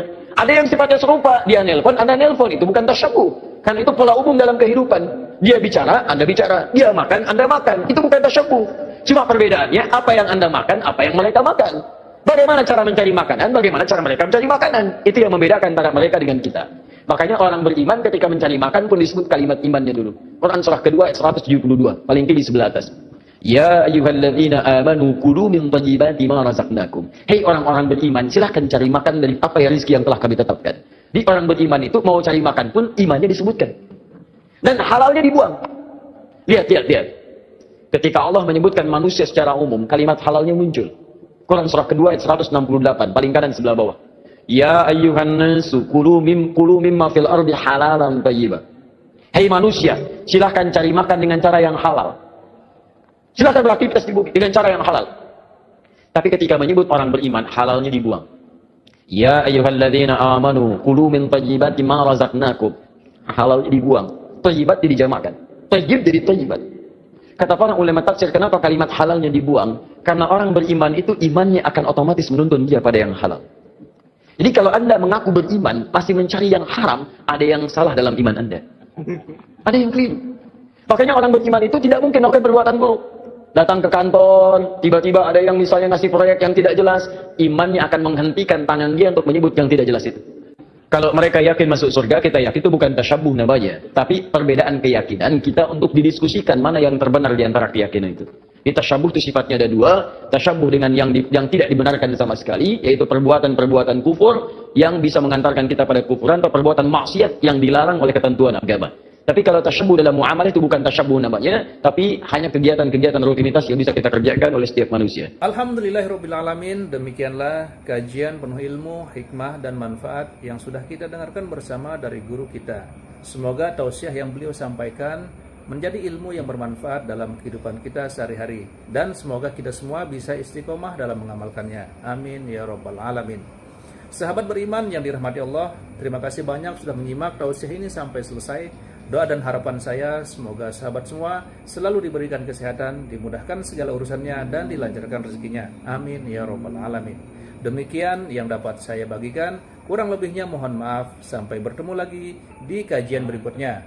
Wabillahi taufiq wal hidayah, waridha wal inayah. Wassalamualaikum warahmatullahi wabarakatuh.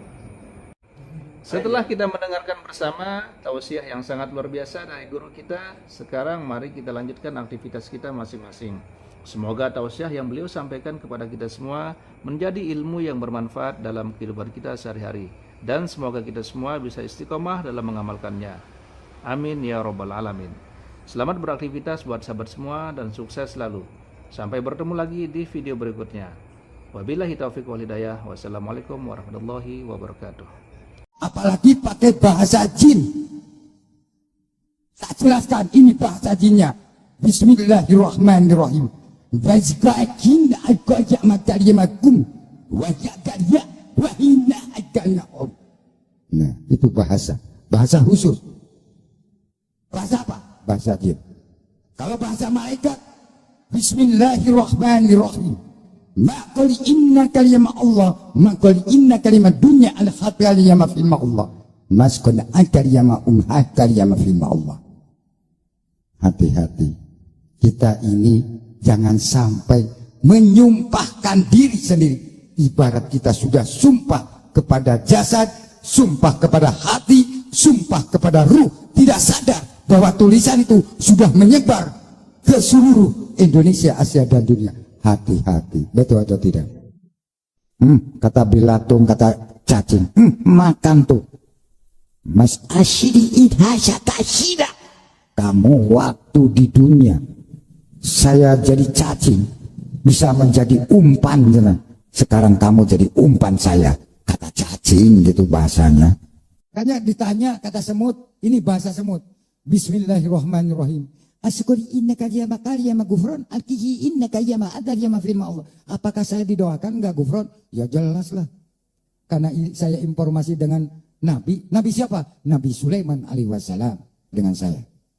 Saya difitnah dina, senang, tetap saya mendoakan. Oke.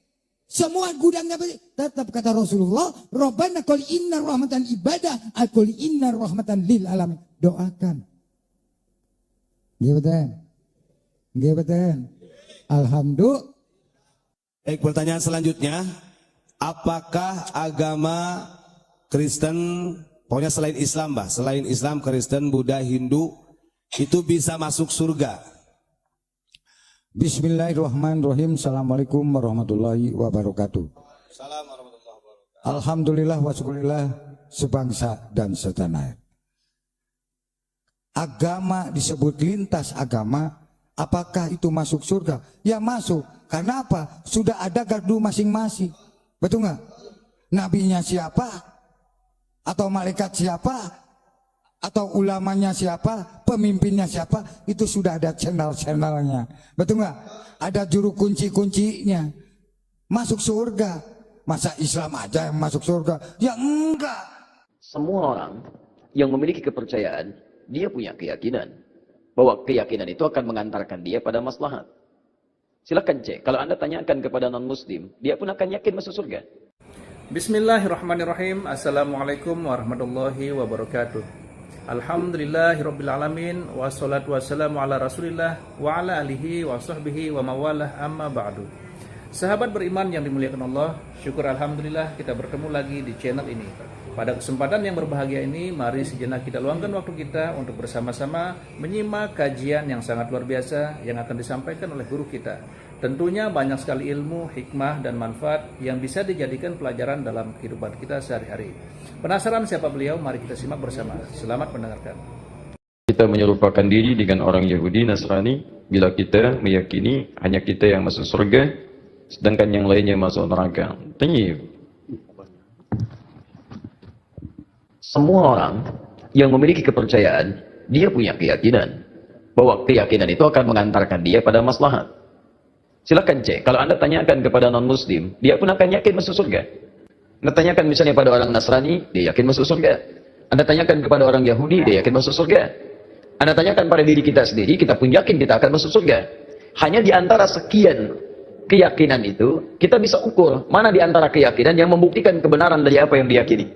Sama. Anda ingin mengerjakan sesuatu, semua punya capaian. Tapi kan semua capaian itu bisa diukur mana yang paling benar di antara semua itu.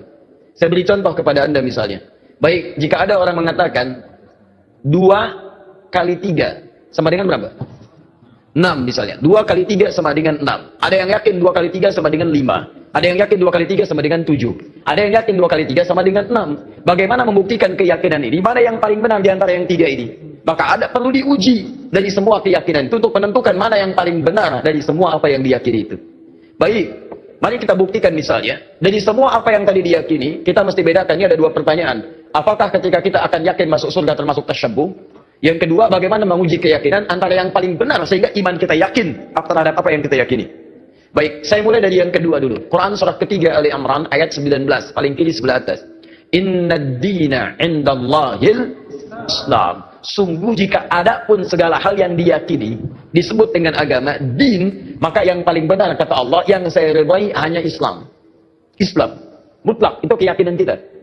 Ketika Allah menyebutkan yang paling benar Islam, bukan hanya menerangkan Islam benar, tapi menurunkan pemahaman-pemahaman supaya yakin cuma Islam yang benar, bukan yang lainnya. Dari mana? Mari kita uji. Dan ini secara ilmiah bisa kita bahas. Jadi jangan sampai antum mengecilkan orang lain tapi tidak punya argumentasi. Quran itu ketika menjelaskan sesuatu sifatnya argumentatif, nih keterangannya. Tapi dari keterangan ini saya tidak paksa Anda untuk meyakini apa yang saya yakini. Anda mau silakan, saya nggak paksa, itu indahnya Quran. Buka Quran surah kedua ayat 256 paling kiri sebelah bawah.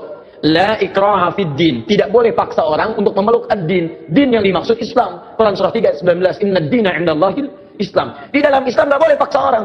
Apalagi dengan senjata nggak boleh. Tembak orang, bom orang, bunuh orang itu nggak boleh, dilarang. Ya, saya pernah dengar kejadian bom Jalan Tamrin itu. Baik, setelah itu saya ke Lampung, ada pertanyaan, Ustaz, apakah bom di Jalan Tamrin termasuk jihad fisabilillah? Masya Allah. Saya bilang, Pak, Allah, sependek pengetahuan saya, jihad fisabilillah itu jihad di jalan Allah, bukan di Jalan Tamrin. Ya gak beda. Kaidahnya lain. Sekarang perhatikan, kata Quran, jangan paksa orang. La ikraha fiddin, lakum dinukum waliyadin. Tapi Quran menerangkan, ketika Anda tanya dari mana taunya Islam benar yang kamu yakini, diturunkanlah variabel-variabelnya untuk membuat Anda berpikir di situ. Contoh, dari aspek ketuhanan, kan yang paling penting, paling substansial, paling esensial, yang paling kuat dalam tatanan keyakinan itu adalah aspek ketuhanan uluhiyah. Yang membedakan satu keyakinan dengan yang lain adalah konsep ketuhanannya. Dalam Islam tidak ada yang paling jelas dibanding keyakinan lain tentang yang menjelaskan tentang ketuhanan kecuali dalam Islam. Contoh, saya berikan gambaran, mohon izin. Siapa Tuhan kita? Allah. Perhatikan baik-baik. Perhatikan, ketika Anda menyebutkan Allah, turun perintah dari Allah. Jangan cukupkan, katakan Allah. Jangan cukupkan, tapi Anda mesti punya ilmu untuk menetapkan kenapa Allah yang dianggap Tuhan. Kenapa Allah yang kita yakini sebagai Tuhan. Perhatikan, ketika Nabi ditanya oleh orang kafir Quraisy pada saat itu, "Hei, man rabbuk, man rabbuk?" Karena ketika turun ayat, "Qul a'udzu birabbin nas, qul a'udzu birabbil falaq." Rabb. Kata mereka, siapa Rabb itu? Karena ini Tuhan-Tuhan kami pun, Lata, Uzza, Manat, itu Rabb juga. Rabb kamu siapa? Turun. Qul huwa, katakan huwa. Rabb itu Allah. Saya tulis. Allah. Ketika menyebutkan Allah, perhatikan. Quran surah 47 ayat 19. Fa'lam. Anda mesti punya ilmu. Annahu la ilaha illallah, untuk menetapkan tiada Tuhan selain Allah. Nah, sekarang lihat baik-baik ya. Dari namanya saja, Allah sudah menerangkan, saking jelasnya konsep ketuhanan dalam Islam, namanya saja itu tidak ada bandingannya. Kul, katakan Muhammad, huwa Allah, dialah Rabb itu Allah Ahad, yang dari sifat namanya dia punya sifat Ahad. Lihat sini. Kata Allah, kalau ada satu yang disebut Tuhan, dipertuhankan, maka ciri pertama dia mesti beda dengan makhluk. Lihat baik-baik ya. Konsep ketuhanan dalam Islam mengatakan setiap yang disebut Tuhan, yang diyakini sebagai Tuhan, itu mesti punya perbedaan dengan makhluk yang menuhankannya. Kalau Tuhan sama dengan makhluk, Khalik sama dengan makhluk, apa bedanya kemudian Khalik dengan makhluk? Di kaidah pertama, tidak boleh Allah sama dengan makhluk, Tuhan sama dengan makhluk. Kedua, tidak boleh bahkan Tuhan lebih rendah dari makhluk. Jadi kalau manusia makhluk kuat, Tuhan harus lebih kuat. Kalau makhluknya misalnya, maaf ya, punya kekuatan, Tuhan mesti lebih kuat dibandingkan dengan itu. Sepakat sampai sini? Namanya pun mesti beda dengan makhluk. Lihat, nama Tuhan, Allah sifatnya Ahad. Ada Wahid, ada Ahad, itu beda. Kalau Wahid, satu masih mungkin ada dua. Itsnain, tsalatsa, arba'. Tapi kalau Ahad, satu-satunya yang tidak ada duanya. Sekarang perhatikan baik-baik. Dari segi namanya saja, itu sudah punya mukjizat. Kata Allah, nama ini tidak akan pernah ada duanya. Dan setiap Anda hilangkan setiap hurufnya akan menunjuk pada zat yang satu. Contoh. Allah.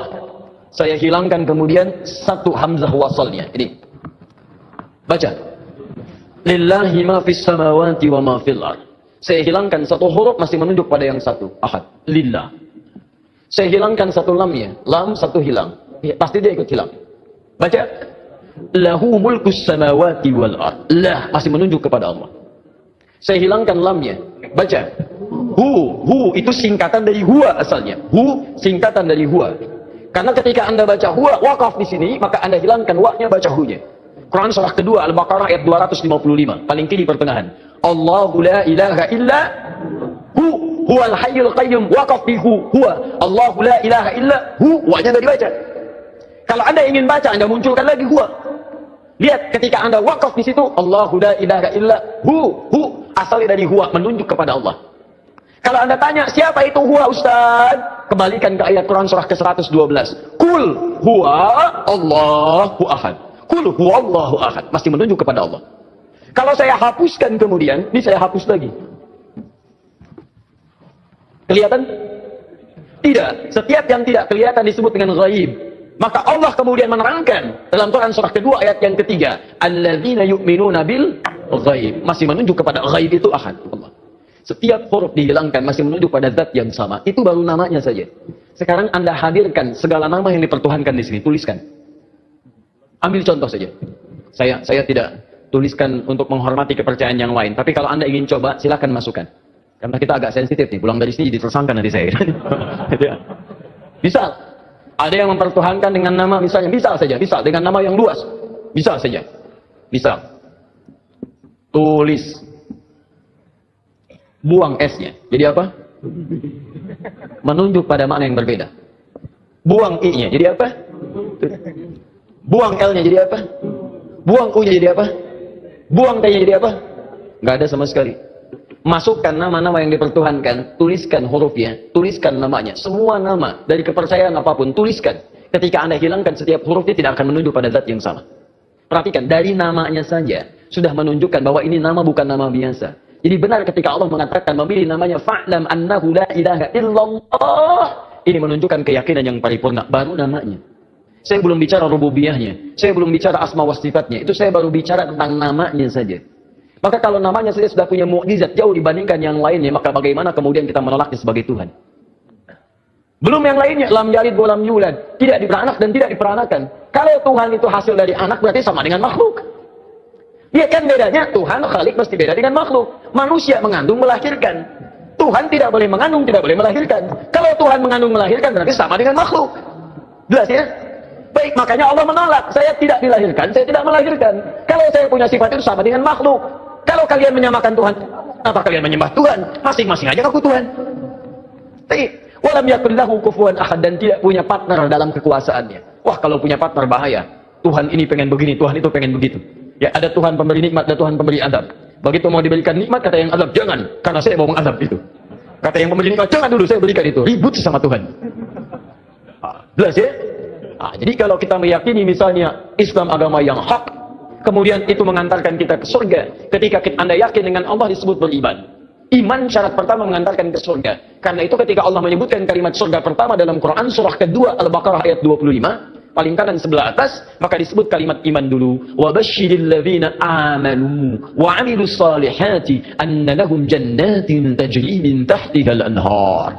Berikan kabar pada orang-orang beriman dan beramal soleh, maka mereka mendapat kesempatan untuk bisa masuk ke dalam surganya Allah yang mengalir sungai-sungai keindahan di dalamnya. Jadi ini yang pertama.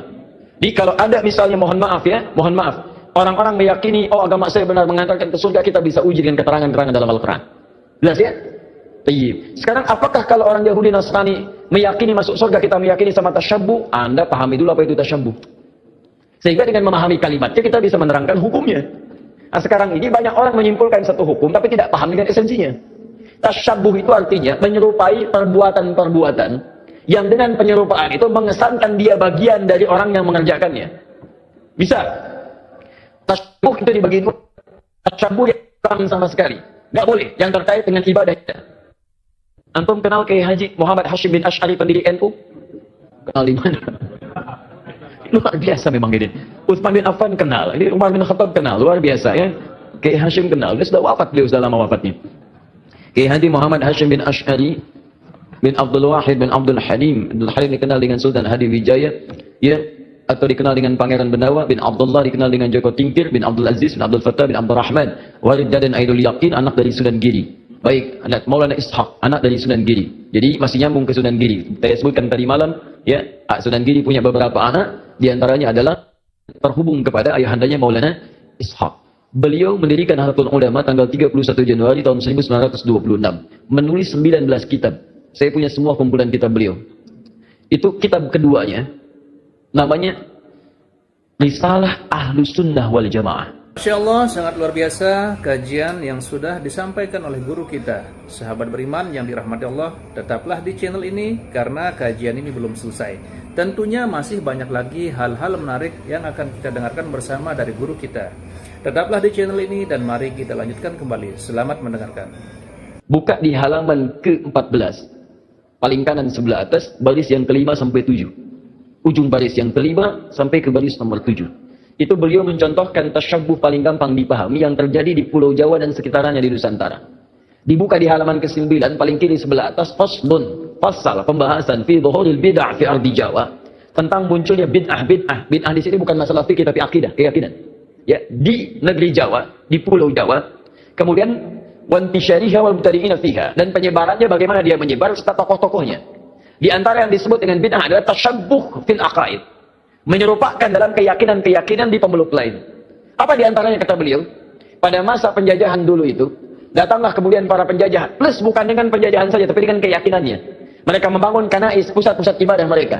Ya, kalau dulu yang datang itu Portugis, maka dia bangun gereja, kemudian juga Belanda datang bangun gereja. Ketika dibangun, dia kemudian mengajak dengan misi supaya orang-orang konvert pindah agama pada keyakinan mereka. Bagaimana caranya? Salah satunya dengan tasyabbuh. Mengajak kemudian dengan pakaian-pakaian, ya, ciri khas pakai topi-topi khusus, pakaian-pakaian khusus dengan pakaian yang dipakai mereka untuk ibadah. Ada yang memberikan biskuit, ada yang memberikan makanan macam-macam. Kata beliau, memberikan fatwa pada saat itu, siapa yang bertasyabbuh mengenakan pakaian bizayyihim, pakaian-pakaian khas mereka.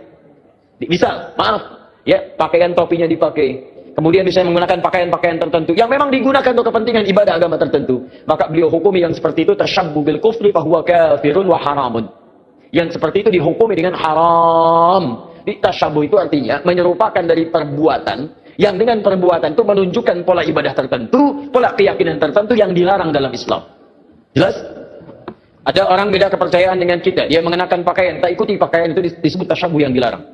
Ada orang punya kebiasaan, misal ada ulang tahun, tiup lilin, tiup lilinnya, tiup, nggak mati-mati, ya Masya Allah, karena lilin ditutup dengan gelas, ya kan, Masya Allah. Misal nggak mati-mati, tiup, nah itu kebudayaan yang dilarang. Valentine misalnya kan, Valentine. 17 Februari, kebudayaan datang dari luar, ya bertentangan dengan nilai agama, merusak akidah, muncul banyak yang haram di situ, ikhtilat di antara remaja, haram. Anda ikuti tasyabuh dengan itu, haram hukumnya. Itu yang disebut tasyabuh. Ya, tapi kalau tasyabuh dalam muamalah yang dibenarkan, itu gak ada masalah. Misal orang Yahudi pakai pesawat, kita pakai pesawat, itu gak ada masalah. Ya, jangan diserupakan. Pesawat, Yahudi pakai pesawat, saya pakai pesawat, haram. Masya Allah. Tiba-tiba datang panggilan, haji, menunaikan ibadah haji. Baik, hei siap berangkat besok haji, Masya Allah, siap. Pakai apa? Pesawat, haram ah. Mau pakai apa? Kuda aja. Mahal. Bagaimana pakai kuda dari Lombok ke Mekah? Susah. Ya, itu handphone. Orang Nasrani pakai handphone, antum pakai handphone. Ya, jadi jangan diserupakan. Oh, Nasrani handphone, saya pakai handphone, berarti haram. Tidak. Ya, Anda boleh gunakan itu ketika mereka menggunakan, Anda gunakan. Cuma perbedaannya, bagaimana cara Anda menggunakan itu. Mereka gunakan misalnya untuk keyakinan mereka, Anda gunakan untuk keyakinan Anda. Update waktu sholat, masukkan program Quran di dalamnya. Ada yang sifatnya serupa, dia nelpon, Anda nelpon, itu bukan tasyabuh. Karena itu pola umum dalam kehidupan. Dia bicara, Anda bicara. Dia makan, Anda makan. Itu bukan tasyabuh. Cuma perbedaannya, apa yang Anda makan, apa yang mereka makan. Bagaimana cara mencari makanan, bagaimana cara mereka mencari makanan. Itu yang membedakan antara mereka dengan kita. Makanya orang beriman ketika mencari makan pun disebut kalimat imannya dulu. Quran surah kedua ayat 172, paling tinggi sebelah atas. Ya ayyuhalladzina amanu kulu min thayyibati ma razaqnakum. Hei orang-orang beriman, silahkan cari makan dari apa ya rezeki yang telah kami tetapkan. Di orang beriman itu mau cari makan pun imannya disebutkan. Dan halalnya dibuang. Lihat. Ketika Allah menyebutkan manusia secara umum, kalimat halalnya muncul. Quran surah kedua ayat 168, paling kanan sebelah bawah. Ya ayyuhan nasu kulu mimma fil ardi halalan thayyiba. Hei manusia, silahkan cari makan dengan cara yang halal. Silahkan beraktivitas di bumi dengan cara yang halal. Tapi ketika menyebut orang beriman, halalnya dibuang. Ya ayyuhalladzina amanu kulu min thayyibati ma razaqnakum. Halalnya dibuang. Thayyibat dijamakkan. Thayyib jadi thayyibat. Kata para ulama tafsir, kenapa kalimat halalnya dibuang? Karena orang beriman itu imannya akan otomatis menuntun dia pada yang halal. Jadi kalau Anda mengaku beriman, masih mencari yang haram, ada yang salah dalam iman Anda. Ada yang keliru. Makanya orang beriman itu tidak mungkin melakukan perbuatan buruk. Datang ke kantor, tiba-tiba ada yang misalnya ngasih proyek yang tidak jelas, imannya akan menghentikan tangan dia untuk menyebut yang tidak jelas itu. Kalau mereka yakin masuk surga, kita yakin itu bukan tasyabuh namanya. Tapi perbedaan keyakinan kita untuk didiskusikan mana yang terbenar di antara keyakinan itu. Di tasyabuh itu sifatnya ada dua. Tasyabuh dengan yang tidak dibenarkan sama sekali, yaitu perbuatan-perbuatan kufur yang bisa mengantarkan kita pada kufuran, atau perbuatan maksiat yang dilarang oleh ketentuan agama. Tapi kalau tasyabuh dalam muamalah itu bukan tasyabuh namanya, tapi hanya kegiatan-kegiatan rutinitas yang bisa kita kerjakan oleh setiap manusia. Alhamdulillahirrabbilalamin, demikianlah kajian penuh ilmu, hikmah, dan manfaat yang sudah kita dengarkan bersama dari guru kita. Semoga tausiah yang beliau sampaikan menjadi ilmu yang bermanfaat dalam kehidupan kita sehari-hari. Dan semoga kita semua bisa istiqomah dalam mengamalkannya. Amin ya rabbal alamin. Sahabat beriman yang dirahmati Allah, terima kasih banyak sudah menyimak tausiah ini sampai selesai. Doa dan harapan saya, semoga sahabat semua selalu diberikan kesehatan, dimudahkan segala urusannya, dan dilancarkan rezekinya. Amin ya rabbal alamin. Demikian yang dapat saya bagikan. Kurang lebihnya mohon maaf. Sampai bertemu lagi di kajian berikutnya. Wabillahi taufiq wal hidayah, waridho wal inayah. Wassalamualaikum warahmatullahi wabarakatuh. Setelah kita mendengarkan bersama tausiah yang sangat luar biasa dari guru kita, sekarang mari kita lanjutkan aktivitas kita masing-masing. Semoga tausiah yang beliau sampaikan kepada kita semua menjadi ilmu yang bermanfaat dalam kehidupan kita sehari-hari, dan semoga kita semua bisa istiqomah dalam mengamalkannya. Amin ya rabbal alamin. Selamat beraktivitas buat sahabat semua dan sukses selalu. Sampai bertemu lagi di video berikutnya. Wabillahi taufiq wal hidayah. Wassalamualaikum warahmatullahi wabarakatuh. Apalagi pakai bahasa jin. Tak jelaskan ini bahasa jinnya. Bismillahirrahmanirrahim. Wajkakin agak makarimakum. Wajakaria wahina aganaum. Nah, itu bahasa. Bahasa khusus. Bahasa apa? Bahasa jin. Kalau bahasa malaikat, Bismillahirrahmanirrahim. Maqali inna kalimah Allah, maqali inna kalimah dunya al-hati kalimah firma Allah. Maskuna kalimah kalimah firma Allah. Hati-hati. Kita ini jangan sampai menyumpahkan diri sendiri. Ibarat kita sudah sumpah kepada jasad, sumpah kepada hati, sumpah kepada ruh, tidak sadar bahwa tulisan itu sudah menyebar ke seluruh Indonesia, Asia dan dunia. Hati-hati, betul atau tidak? Kata Bilatung, kata cacing, makan tuh. Mas asyidi idhasya tasyida. Kamu waktu di dunia saya jadi cacing, bisa menjadi umpan. Sekarang kamu jadi umpan saya. Kata cacing gitu bahasanya. Makanya ditanya kata semut, ini bahasa semut. Bismillahirrahmanirrahim. Asyukuri innaka ya makariyama gufron alkihi innaka ya ma'adariyama firma Allah. Apakah saya didoakan enggak gufron? Ya jelas lah. Karena saya informasi dengan Nabi. Nabi siapa? Nabi Sulaiman alaihi wassalam dengan saya. Saya difitnah dina senang tetap saya mau mendoakan. Oke. Semua gudangnya tetap kata Rasulullah, Rabbana qul inna rahmatan ibadah, qul inna rahmatan lil alamin. Doakan. Gimana? Alhamdulillah. Baik, pertanyaan selanjutnya, apakah agama Kristen, pokoknya selain Islam, Mbah, selain Islam, Kristen, Buddha, Hindu, itu bisa masuk surga? Bismillahirrahmanirrahim. Assalamualaikum warahmatullahi wabarakatuh. Alhamdulillah wa syukurillah sebangsa dan setanah air. Agama disebut lintas agama. Apakah itu masuk surga? Ya masuk. Karena apa? Sudah ada gardu masing-masing. Betul nggak? Nabinya siapa? Atau malaikat siapa? Atau ulamanya siapa? Pemimpinnya siapa? Itu sudah ada channel-channelnya. Betul nggak? Ada juru kunci-kuncinya. Masuk surga. Masa Islam aja yang masuk surga? Ya enggak. Semua orang yang memiliki kepercayaan, dia punya keyakinan bahwa keyakinan itu akan mengantarkan dia pada maslahat. Silakan cek, kalau Anda tanyakan kepada non-muslim, dia pun akan yakin masuk surga. Bismillahirrahmanirrahim. Assalamualaikum warahmatullahi wabarakatuh. Alhamdulillahirrabbilalamin. Wassalatu wassalamu ala rasulillah wa ala alihi wa sahbihi wa mawalah amma ba'du.